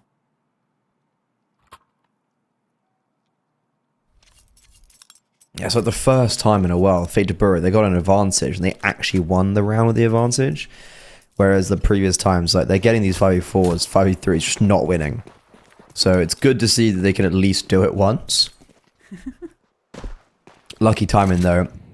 Not really sure what LTZ was doing, but hey, timing's timing. And now, Mille, they had a good end to their T half in that first half, if you kind of remember. They were able to string a few gun rounds in a row. Let's see if they can bring that same form, as momentum's very heavily in their favor. Victor Biru's backs aren't fully against the wall yet, but they're very close to being there. This CT side, what's it going to be trying to do? It's just seeming like it's going to be a pretty passive play, and Detroit looking for opening kills in mid, which he might get given. Managing to dodge a lot of this early utility, but you got AWPers kind of aiming down at one another at the moment. The game of chicken. Who flinches first? Who steps into the crosshairs? Hopefully not your teammate. That would be a little bit spooky. We saw a Remix in a position like this previously. Detroit now finds himself in a similar one. And CLD just edges into Detroit's crosshairs. Bit of a weird one there. And Detroit's able to slip away into the smoke. A resmoke comes down, however, so he's not going to have an opportunity to get an extra kill here. Hardjiao can give over the information. Hey guys, they've moved on over in towards mid. He's able to cross over, dodges the flash, gets the first kill. Has to be wary of the push from main, but somehow manages to follow it up with yet another kill. And he's still kind of ducking and diving a little bit, but unfortunately, eventually does get spotted and will allow the bomb to be planted. 2 players to try to hold on. Clone is dangerously low. Both of them isolated far from one another. And it will be the retake to come through from Fake to Biru.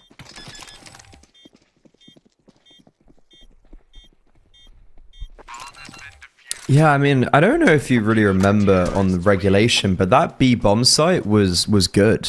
Like, you've the hard Zhao CK Zhao duo, and like they were doing really well on regulation. I mean, CK Zhao doesn't get a single kill there, but he's at least able to set up his teammate for success, and then the retake is just really easy. So a very good site hold for Fake to Biru, and the T site taking their one and only tactical timeout in this overtime, because we haven't had enough timeouts. Nearing on a 2-hour map, by the way. Kind of crazy, but when in Rome, when in South America, and yeah, Uno Mille, just the scare here is that they've done all of this for nothing.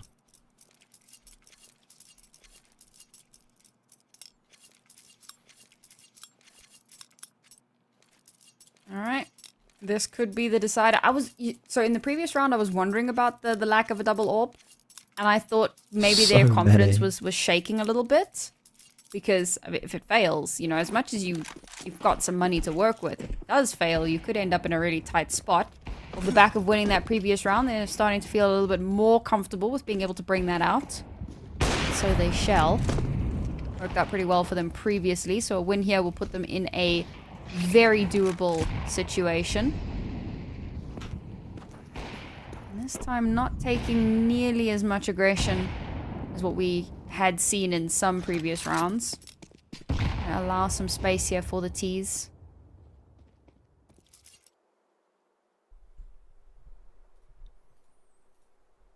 Very quietly making their way up short. Ichi chunks onto one, but the rest come out relatively unscathed. Now as the util starts to come through, they know that it's going to be a short push, so rotations need to come in quickly. Detroit, beautiful opening shot, just to give PKL a little bit more time to reposition the smokes as well, cutting off a lot of those sightlines, and now, well, Uno Mille must commit. The possibility of backing out is no longer an option here. How's and this alive? Entire map has been overrun by CTs. They've taken all the space in the world. Clone left alone on an island, 1 versus 4, and he cannot make the magic happen. We find ourselves again on map point in favor of Fake to Biru. I mean, yeah, like Uno Mille, they keep things just simple there. They just go, right, short, execute. There's no messing around. We're not going to overcomplicate things. But they get into a position where PKL, he drops his defensive smoke, which is very common nowadays. It's very good smoke to drop, but it's very common. And they have no utility to get past it. So PKL, he's got the AWP holding the cross, he's got a smoke in front of him, and the T's have no flashes or anything to like actually fight PKL, or no Molo to get him out of position. So look, PKL, he does amazing individually, like really well. He plays that position magnificently. But it's not like he got tested very hard. Like Uno Mille just didn't put enough pressure and didn't take enough space on that execute, and the City side, they didn't crumble.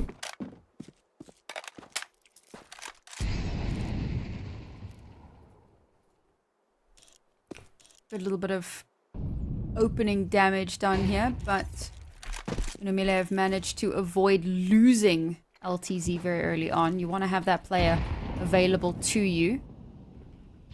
Bit of exploratory missioning towards short. And a quick check of mid shows not much happening. Oh, smoke spam from Turtle finds them that opening frag. Now, oh, this could be the beginning of the end for Uno Mille as CK Zhao gets a double for himself. Yes, Broken does find him, but Broken and Clone are worlds apart. The bomb has now been lost on the site. There's no unearthly way as Hardjal finds the final kill in towards mid. It was a hard-fought battle. The recovery was almost there for Uno Mille. But at the end of the day, it's Fake the Biru who take their opponent's map. And that was map 1. We still have a second on the horizon, Freddy. Yeah, cheeky little hour and 45-minute map. Only one overtime, so it's a lot of filler. But at one point in time for Fate de Biru, that was 11-5 in their favor. It had to be forced to overtime. They also had, I think, like 3 or 4 map points in regulation that they squandered. So look, they really were very messy on Dust 2, but then they close it and they look absolutely amazing. Their protocols look fantastic, and all the individual shops. So Sam, I do think it is a good look going on to their map pick at least. Well, we will find out very shortly. We're going to throw this one to another break, folks, but not a tech break this time, and an actual scheduled break between maps. When we return, we'll head on over to Mirage and see, will this close out in a 2-0, or will Uno Mille somehow mount a miraculous comeback?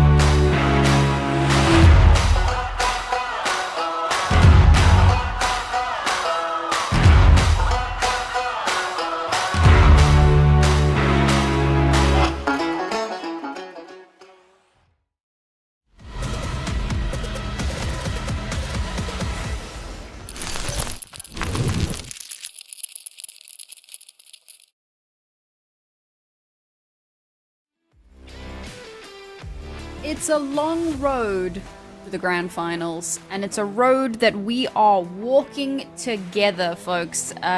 We are 1-0 in our upper bracket final, but Fake Biru did manage to snatch away Mille's map pick of Dust 2, and in just mere moments will be heading on over onto their own map pick. And, well, it has left a lot of question marks in the mine, Freddy. Do we think that Mille have a way back into this series? I mean, yeah, for sure. I think we spoke about the veto, and in kind of the game of chicken in this veto, the chicken is banning Ancient and Anubis, and Mille fell for both of them. So where Fake Biru really are going to be able to capitalize in this game is if it ever goes to a third map, because they've just got him there like ideal. They didn't have to play Nuke. They didn't have to play Inferno.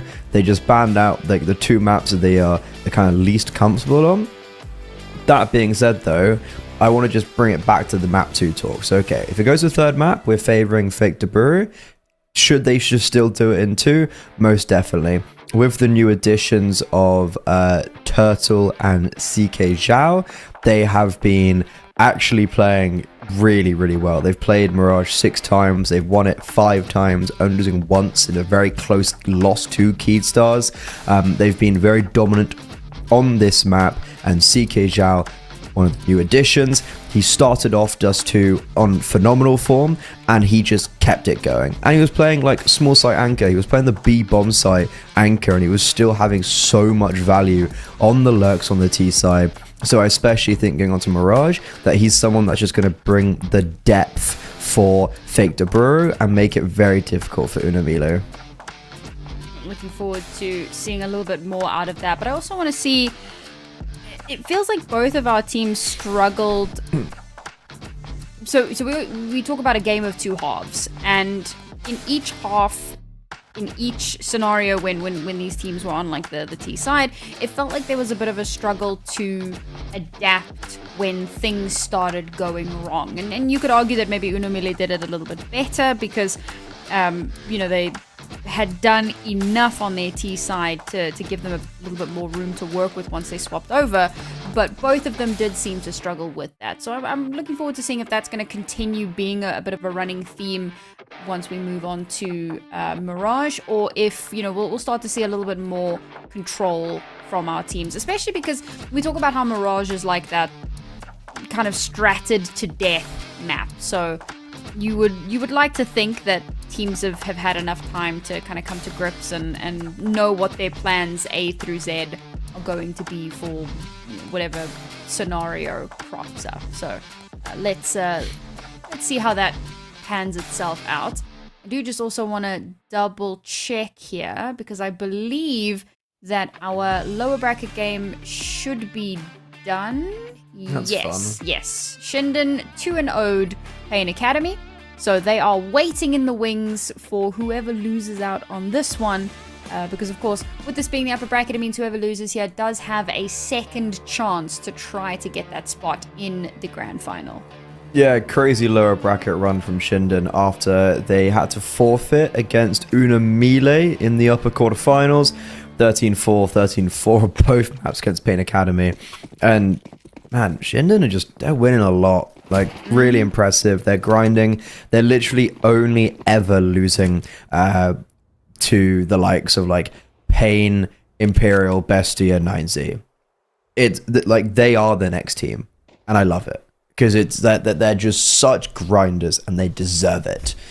But, ooh, that's an interesting flash lineup. Okay, where's that gonna go? Oh my god, it blinds everyone in apartments. Wow. You were literally just saying it's a map where you know everything. I can't say I've ever seen that lineup. Like, it works. Unfortunately, though, despite that setup getting 3 kills and giving them the advantage, it gets pulled back. So it's a 2v2 for the T side as they've put themselves into these post plants. Unfortunately, time is certainly of the essence here, so I need to try and isolate everything. Nice little snappy shot onto Detroit. Tap on the bomb.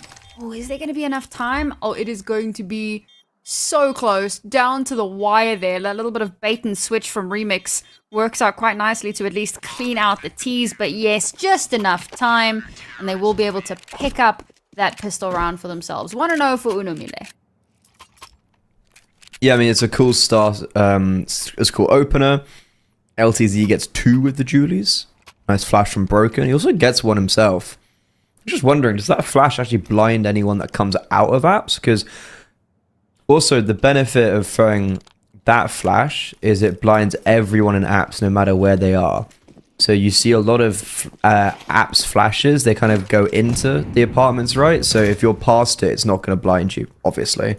So you normally throw them through like the first window, let's say.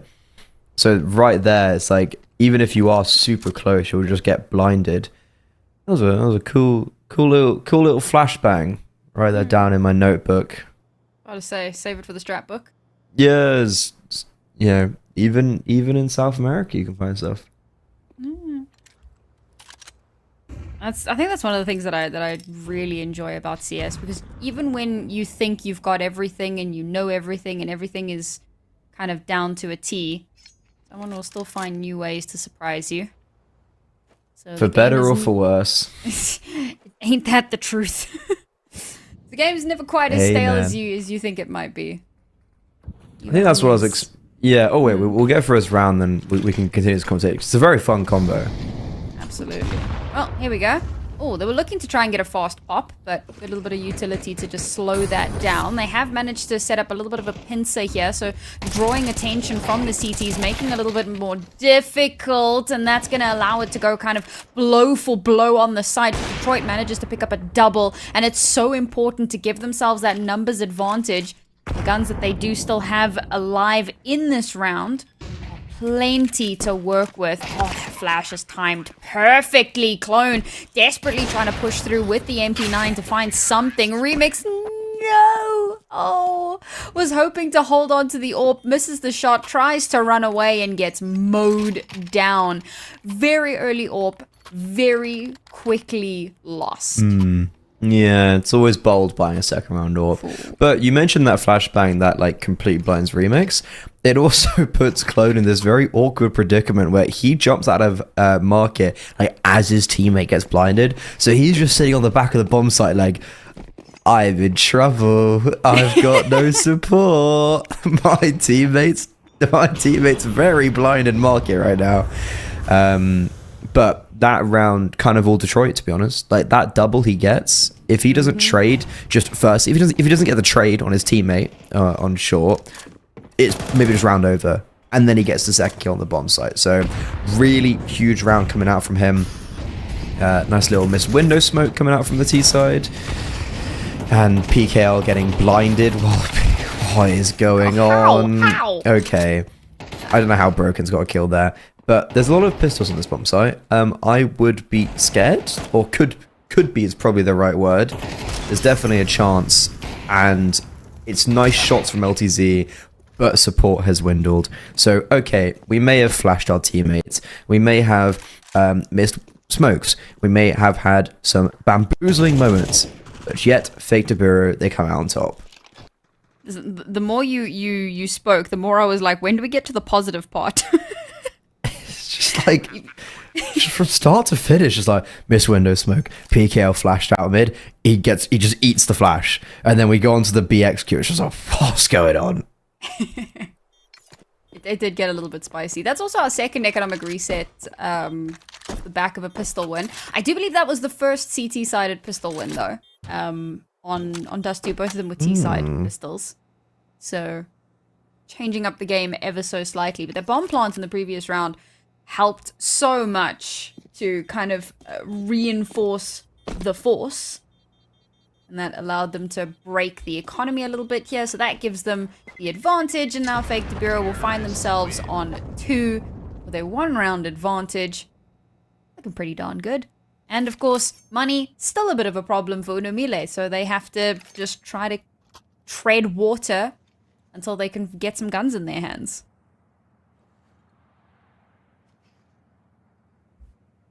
I'm gonna call us back to that conversation we we're having about like kind of, you know, CS. It's never boring.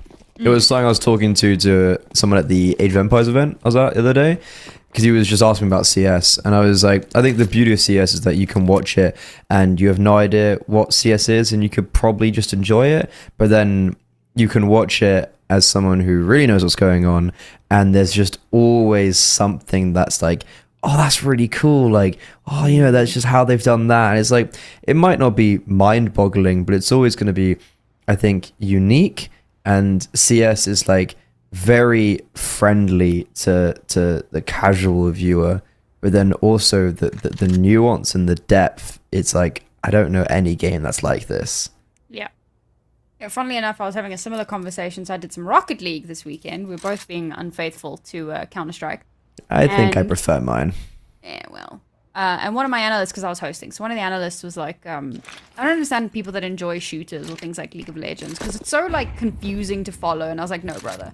Counter-Strike is so yes, because Rocket League's simple. No, I mean, Rocket League is simple, but it's... So there's skill, but the concept is very simple comparatively. I mean, you look at a game like League of Legends, and while the concepts are fairly simple, you've then got champs, abilities, items, all the other nonsense that goes into 20 monitors, 15 PCs. It's just barons and blue buffs and red buffs, and I mean, the whole thing is just, it makes... I am involved in many esports. I won't touch League of Legends or Dota. It's just beyond my... I can't be bothered, man. But Counter-Strike, it's so straightforward. Sure, there's the nuance of the skill, and that's where the real enjoyment starts to come in. But the game itself is honest. It's, you know, it's exactly what it says on the tin. And that's what makes it such a great game. Preach. Speaking of, we'll get back into this. Anti-ecos aside, up to 3-1. No big surprises there. That would have been somewhat crazy if we were talking about League of Legends and somehow we got an eco round win, but no, not to be the case. It was very like, you know, Zeus running around the corner type eco. Things we love to see.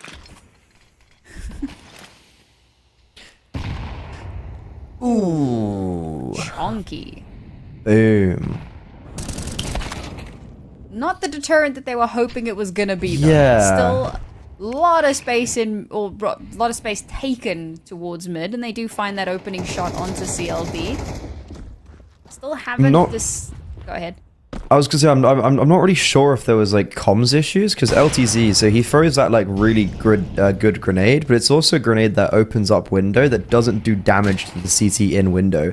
So what it means is that the CT player can just sit in the middle of window and just get like a free kill, but then he like peeks after it, and despite Remix getting 2 on default, the T side, they still have the advantage. Rajao is so cheeky there. Oh, he's made noise. Runs in front of the Molotov and still manages to get one, and they set up a crossfire that leaves Turtle all alone. He manages to find the first, knows where the last one is, has to reload. My God, man, the HE could end it all, and so it does. Oh, that was so back and forth. It could have been anyone's game, but the HE is the final nail in the coffin. Like, it's anyone's game that round because of Remix.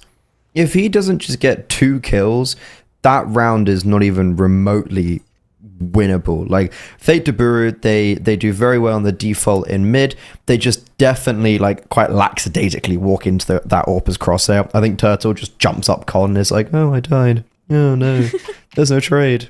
But it's like, yeah, CT side, not really sure where the, like, kind of game plan of the default was. It's very similar to Star Dust 2. Comes to mind. Foreshadowing.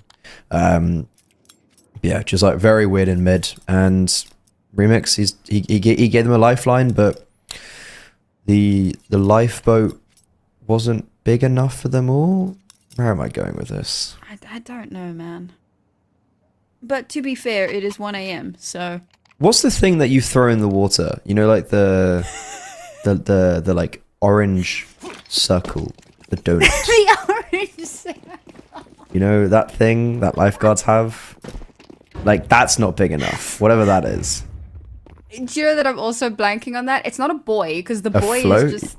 No. Float? Big not enough quite float? right that, either. that sounds boring. Surely Yeah, it's no. something more exciting. No. A life Yeah, it's not a boy. something. It's definitely not a boy. You know, I'm actually not sure, but I like yours better. The orange circle that you throw in the water. Life ring. There you go. That definitely sounds right. That Big sounds up a little producer. weird, to be fair, but sure, why not?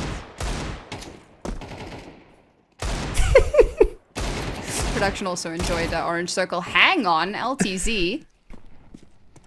Okay. Oh, Lord is not willing to allow HEs to be the be-all and end-all. Bomb still hasn't even been planted yet. He's managed to buy a fair amount of time here. Ah, I saw the vision, but not to be. Also, I'm going to circle back and then very quickly move on. Everyone understood what I was saying. I got my point across.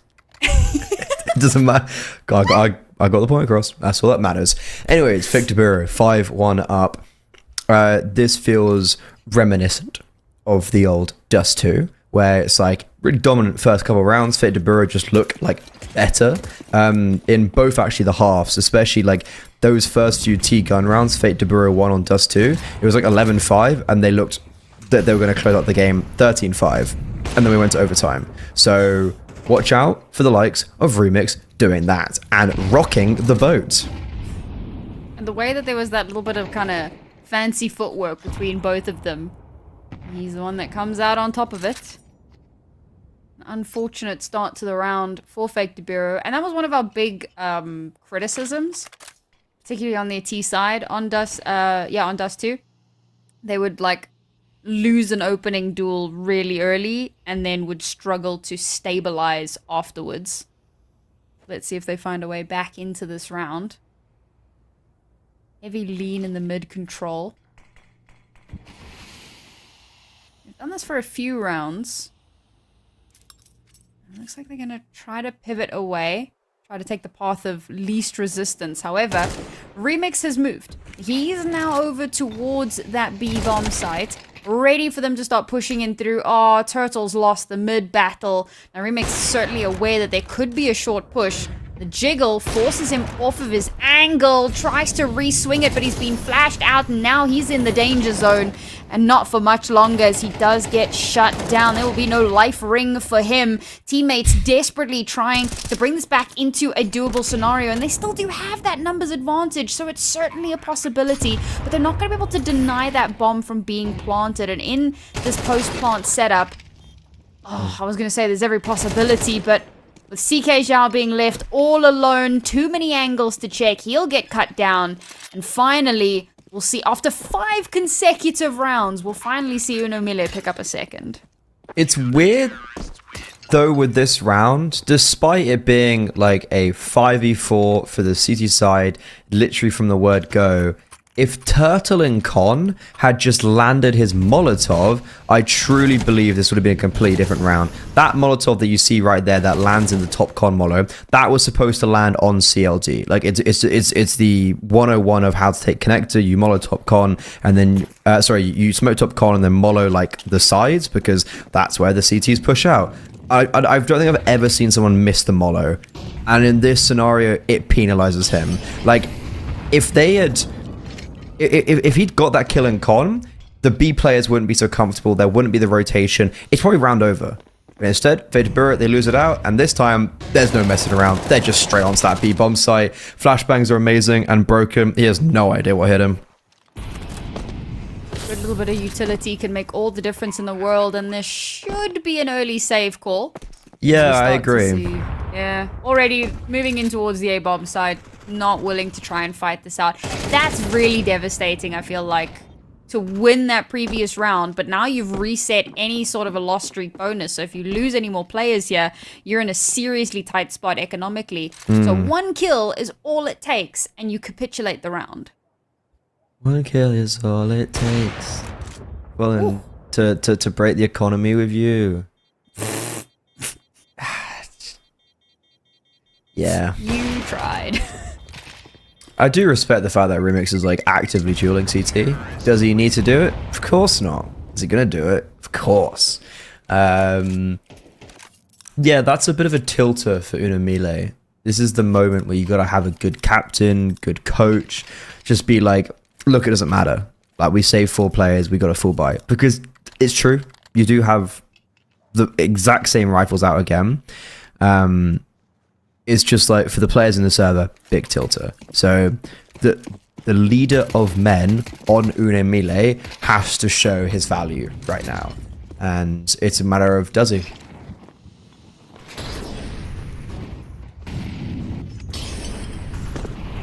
Alright, off to the races.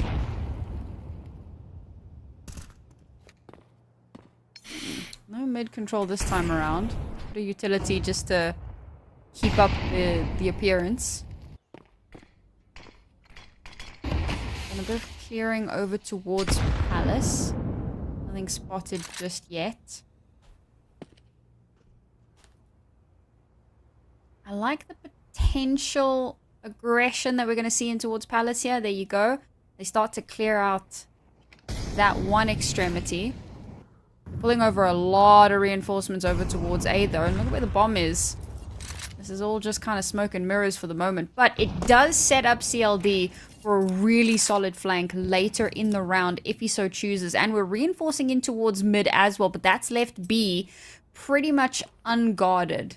Broken makes the right choice here to just keep some attention towards that bomb site. Because now that bomb has been recovered.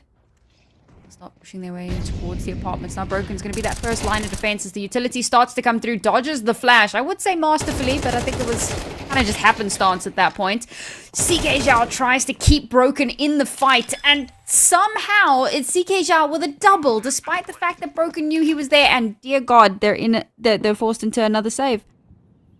Oh, I like the way they were working the map. It felt doable, but 2 consecutive kills, and there's really no recourse. But at the same time, like, they work the map nicely with Clone and CLD getting aggressive in Palace, and they keep 3A. So it's like you're getting deep space on an extremity, and nothing happens. So what's the point of having that space? Like, realistically, I think as soon as that B execute came in, you could see the CT side were like, yeah, we're not going for this round. Like, you either kill all 5 players or we save. Like, we're too far away. The closest player was in ticket. There was no rotations for Una Mille. Yeah, fake to Biru. Look, they get the trade.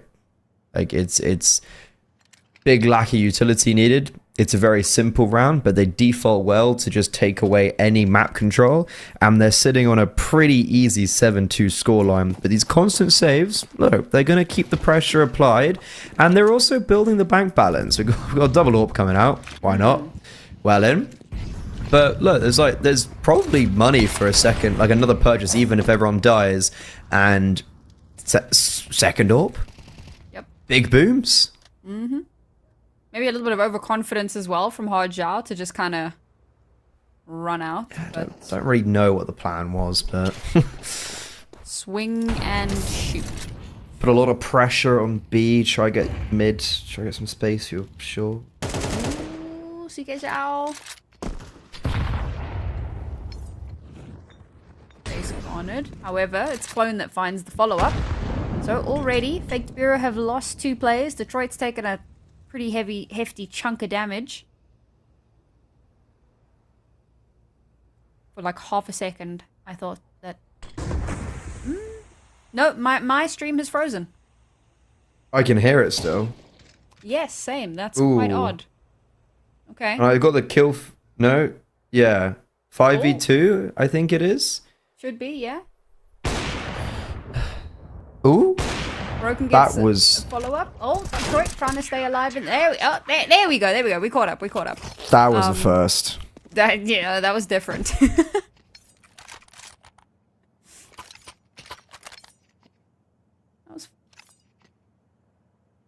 Counter-Strike is a fun game because I don't know if anyone really like knows from the non-production sides of this world. CS2 has made broadcasting like so unnecessarily hard. Like, it was all just good on CSGO.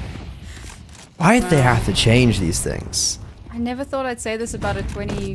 What are you, 22? Old man yells at Cloud. 23. Oh, aggression all the way up mid. Actually nets them a trade-off. And oh my god, LTZ playing Ring Around the Rosie. But does get caught. The ragdoll goes so hard. And we end up in a 3v3. And 2 of those on the CT side are still the AWPs. Because, let's face it, if they were the ones pushing aggressively down mid, we might have had a couple of questions. That said, I certainly favor fake Biru in this scenario, and now I certainly do, as the one rifle they still had gets taken offline. Oh my god, return HE, sure, why not? Double AWPs. Surely they just save the AWPs. You can't afford to lose either of them right now. I really don't. Well, they've got money for the next round. It's actually kind of fine. Do they have money It's just for 2 like... AWPs?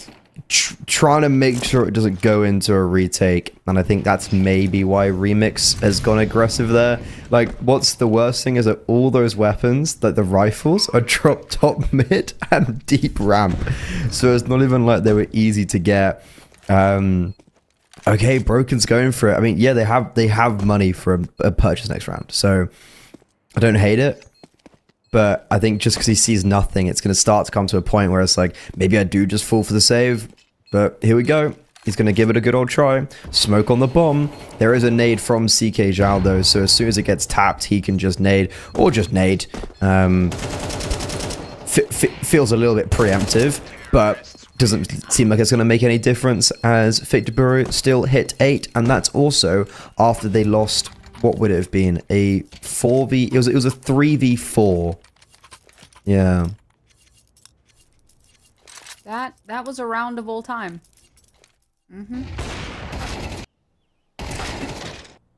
Certainly an entertaining one to watch, with just how kind of scrappy it was. But there you go. 8 rounds for Fake Biru. As you said, they can still buy in, but no second AWP this time. That was kind of where I was angling with that. If they wanted both of those AWPs, somebody needed to hold on to one. But not going to be the case. Still, one is better than none. See if they can get that to activate. PK's ahead of the ESL. Oh, okay. I thought PKL might have missed the timing there, but they just recreate the timing with a little bit of utility. We continue to go back and forth. LTZ still here in hell. They have to know that he's there, so he will get kind of fired in at from jungle. Gets caught on the cross. Bombs in spawn. Kobe's himself. The bomb, yes, is still in their spawn, but they have the numbers advantage here, so surely they don't flub this. Surely they maintain those numbers. Bit of utility down to deny the push-throughs. Remix is making a move through their spawn. That could actually... Oh, they're watching for it. Okay. There was a world in which I was like, yes, this is the way. But CK Zhao was waiting. So as he comes around the corner, he loses the battle. And there it is. One last player stands between them and the 9-3 half. Broken. Quite a lot to get done. First step. Oh, I thought he confirmed it, but no. Detroit survives the sliver of HP, gets the return fire, and that finishes us off on a 9-3 half. Things are looking incredible for Fake Biru. Let's see if Mille has something to say about it in a second.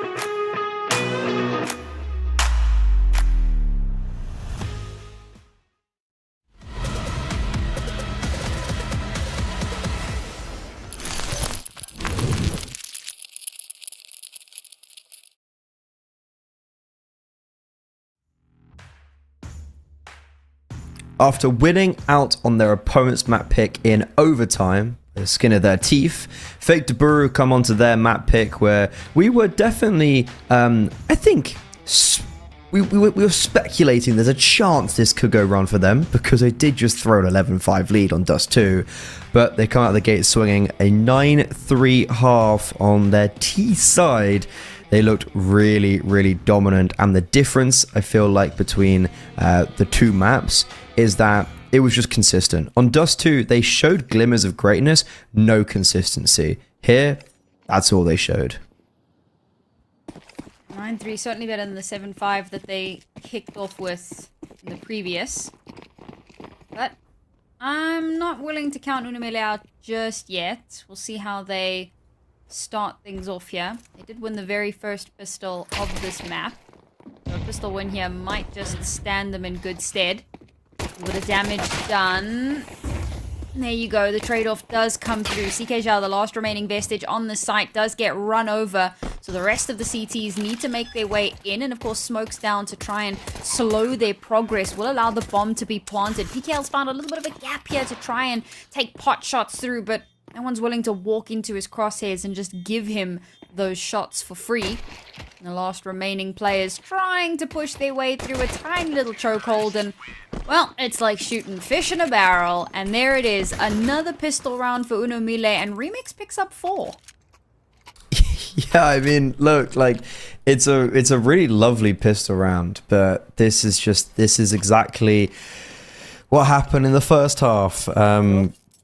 Mille won this like kind of cool pistol round, and then that was it. It was all downhill from there. Maybe they can string something together, and we might see a position where it's like this 4 spy doesn't work out, so it's 5, and then it's 6 because the anti-eco. But I truly believe this is a game where, like, the gun rounds, it's going to be very obvious the level and the difference, where Fake to Biru, they should just be dominating. Fake to Biru did this on Dust 2 as well. Lost their own CT side pistol. On the second round, they were still willing to force up, and it worked out well for them. They reset the economy, and it set them up for success. They want to try to replicate that here. Unfortunately, PKL will be the first to fall. Hard Zhao, however, follows it up. A kill with the MP9 is fantastic. Can't, unfortunately, pivot off of that. Detroit not able to get the shot onto LTZ, who just kind of Ferraris into his sightlines. They've done a lot of chip damage, though, so cleanup is all that is necessary. Call in the cleaners. Call in the cavalry. Not quite managing to get those shots to land, unfortunately. Squishy targets, but it's the higher HP players that take those fights. And no economic reset this time around. Mille find a 5th. Yeah, to be fair, I mean, Hardshell does well to I guess get one, but I've never seen just someone look so uncomfortable playing the B bomb site there. Like, it was all by himself, and he was just so terrified. You could see he just had no idea what to do. But okay, yeah, look, it's gonna be a 6th most likely coming in for the T side. It does make it a 3-round game. It does make this look a little bit more contestable when you look at it from the scoreline. But that, just his first gun round, I believe will be super telling.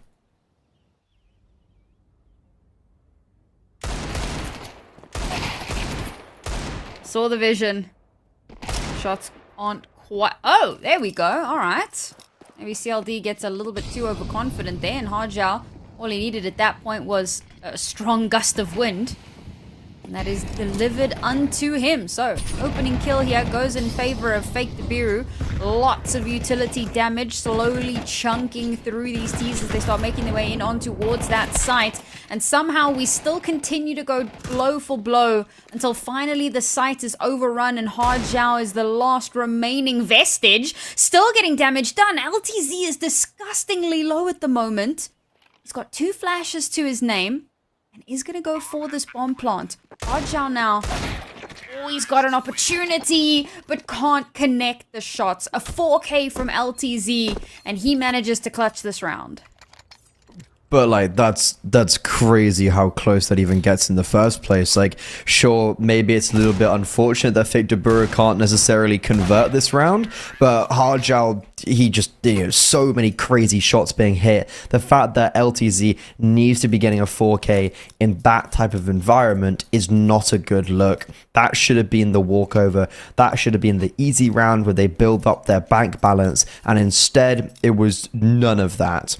And Mille now, yeah, they go on to this gun round where if they lose, they're not going to have the most money to work with. So it just doesn't allow them any stability going forward. And it's going to be just a big, like, yeah, deep sigh of relief. But I can't imagine confidence invoking for Mille.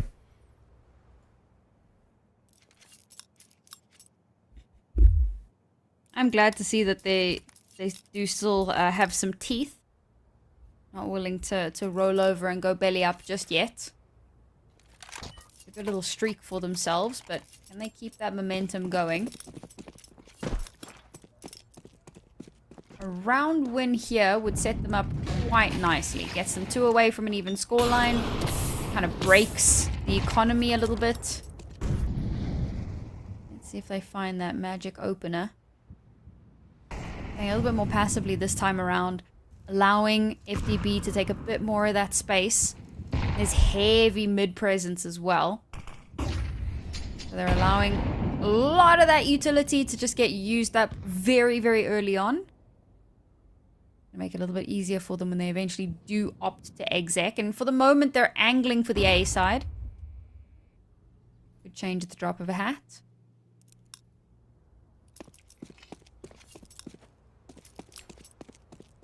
They've actually whittled down a lot of the util. Yeah, there's only... So that smoke gets used in Con. CK Zhao has a Molo for the bomb site, ramp. But yeah, like, Turtle's just got nothing on the A site.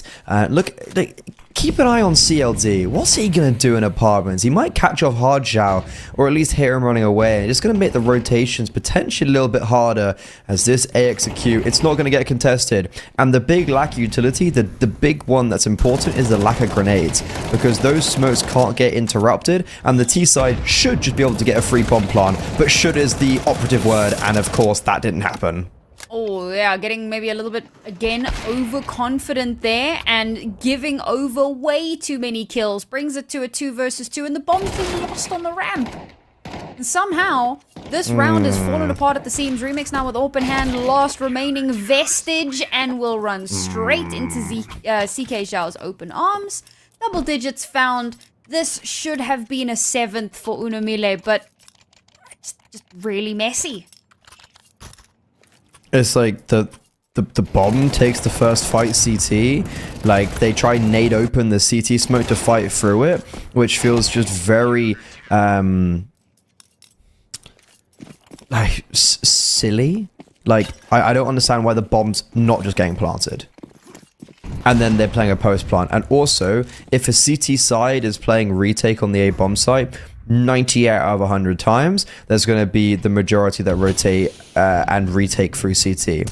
Like, a protocol should always be for a team, if they play retake A, you fight, if you are going to fight, somewhere towards jungle and con. You just leave CT because that's where they're going to retake. Oh, guess what? They fought into 4 players coming CT. Good.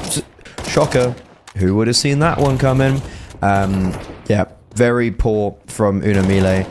And yeah, this is a very, unfortunately, pretty bad showing on this second map from them, all things considered. Only really getting rounds from like pistol conversion, and that's about it. As Fate de Biru, they take an 11-6 lead, but all that said and done, we've been here before, and look where that turned out. Yeah, I mean, you got a solid point on that one. There's certainly a world, but with the way things are going now, it does make it difficult to believe that it could happen again. I will say, it did also happen off the back of a timeout. They took a timeout when it was around the 11-5 mark, and suddenly the resurgence was unreal. So perhaps this will be another one of those magic timeouts. But money's looking like a little bit of an issue. They're sacrificing a little bit of their util just in order to bring out those rifles. Let's see what Remix does here. Yeah, okay, checks out. So they're still going to be able to bring out a decent smattering of utility, opting for the Galils instead of the AK, so that allows them to kind of keep that money spread out amongst themselves. The AWP is in play, however, for Detroit. And again, we go for this strong mid presence. Ooh, 3 strong towards main. Oh, there we go. Detroit with the first kill of the round. And that should cause a little bit of pause here. Not in towards mid, though. CLD perhaps activating a little bit too soon. And he does get caught out. And now the last remaining vestiges. I'm not entirely sure what the thought process here was. But there you go. Starting to get some of these kills back. Clone is very low HP up in Palace, however, and Remix with the bomb is slowly walking up onto the site. Smoke allows him a little bit of space to work with, but he gets spotted. The bomb's going to be dropped. Clone is quick to follow, and we hit map and series point. Yeah, I mean, look, it's like really good opening kills from Detroit on the AWP, but then it's just like Uno Mille, they're just like, right, throw ourselves at this defense. One of us will break through. Like, just go men with no fear, and one of you will prevail. But unfortunately, that isn't going to be the case. Just a really messy round, and I think it's certainly like a position where it's very clearly game over. Like, it's really clearly just like we either win out our duels or we lose the game, and there's no real nuance. They are calling a set strat again, where hopefully there's some sort of like I guess they work together here, but LTZ is throwing a mollo for under balcony. It is going to hit Turtle, but if it somehow doesn't, it just will go back into the smoke. Oh, dear God. They kill each other. Oh, God. Broken's fallen to a little bit of team damage there. They did manage to give themselves an opening into this, and they continue to battle back despite everything. They're still in this. HE out over the top. Doesn't get the final blow, but it's spammed through the smoke that shuts down Clone. And as the bomb is being planted, CK Zhao springs into action. A double kill from him as he holds down M1. It's an easy defuse, and 13-6 is where we end off on map number 2. The first was a much closer affair all the way into overtime, but on map 2, on Fake to Biru's map pick, they assert their dominance.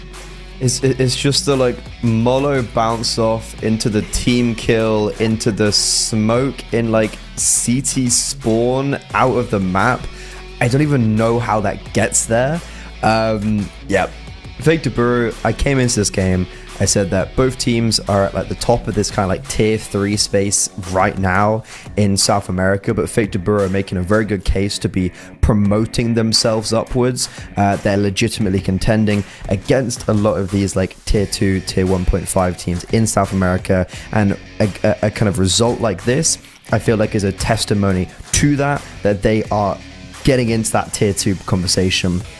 A lot of these players have played at the top level of Counter-Strike in the world, period. You know, they played at majors, and they're wanting to get there once again. CK Zhao, just a ridiculous performance from him today. He's a name I haven't heard in a while, but he's certainly back on the server, and that sends Uno Mille down to the lower bracket final, where they'll be playing off against Shinden, the reigning victors, and Fake to Biru, they're in the finals. Well, I mean, the Uno Mille Shinden match is a pretty interesting one because it's a rehashing of the Cup 2 Grand Final. So Uno Mille have a chance here to kind of get some revenge and maybe get a second chance to play against Fake Biru to play for that regional spot. A reminder that if somehow Shinden managed to, I say somehow, it's not a somehow, but if they do win this one again, then obviously that throws things into a little bit of disarray in the regional, because if I remember correctly, that means that I can't remember, I think they cancel one of the cups, or it gets a little bit spicy with how Shinden. So if you win 2, you go straight to the you go straight to the finals, if I'm not mistaken. And then if you win 3, you get a map advantage in the BO5 Grand Finals. And if you win all 4, you win out the event. Yeah. So the max they can get is 3. So that would be an advantage in the map in the finals against MIBR if they win 3. Which for MIBR, or playing against MIBR, that would be a massive feather in the cap. And then, of course, there is the prize pool to think about. So Pain Academy have secured themselves 4th place. So they'll be walking away with the $1,500. Then we'll have our lower bracket final to determine who's taking the $2,000. And then the grand final will, of course, then determine the final 2 placings and who gets that spot at the regional final. So it's all to play for. Everything's still on the line here. Nothing has been decided. But that's going to be us wrapping things up here for South America. So thank you everybody for hanging out, for chilling with us, and for dealing with the technical issues with us. Reminder, North America will be just on the horizon, so make sure to stick around for that. For Freddie and myself, that's us wrapping things up. Have a great evening, and we'll see you in the next one. Toodles.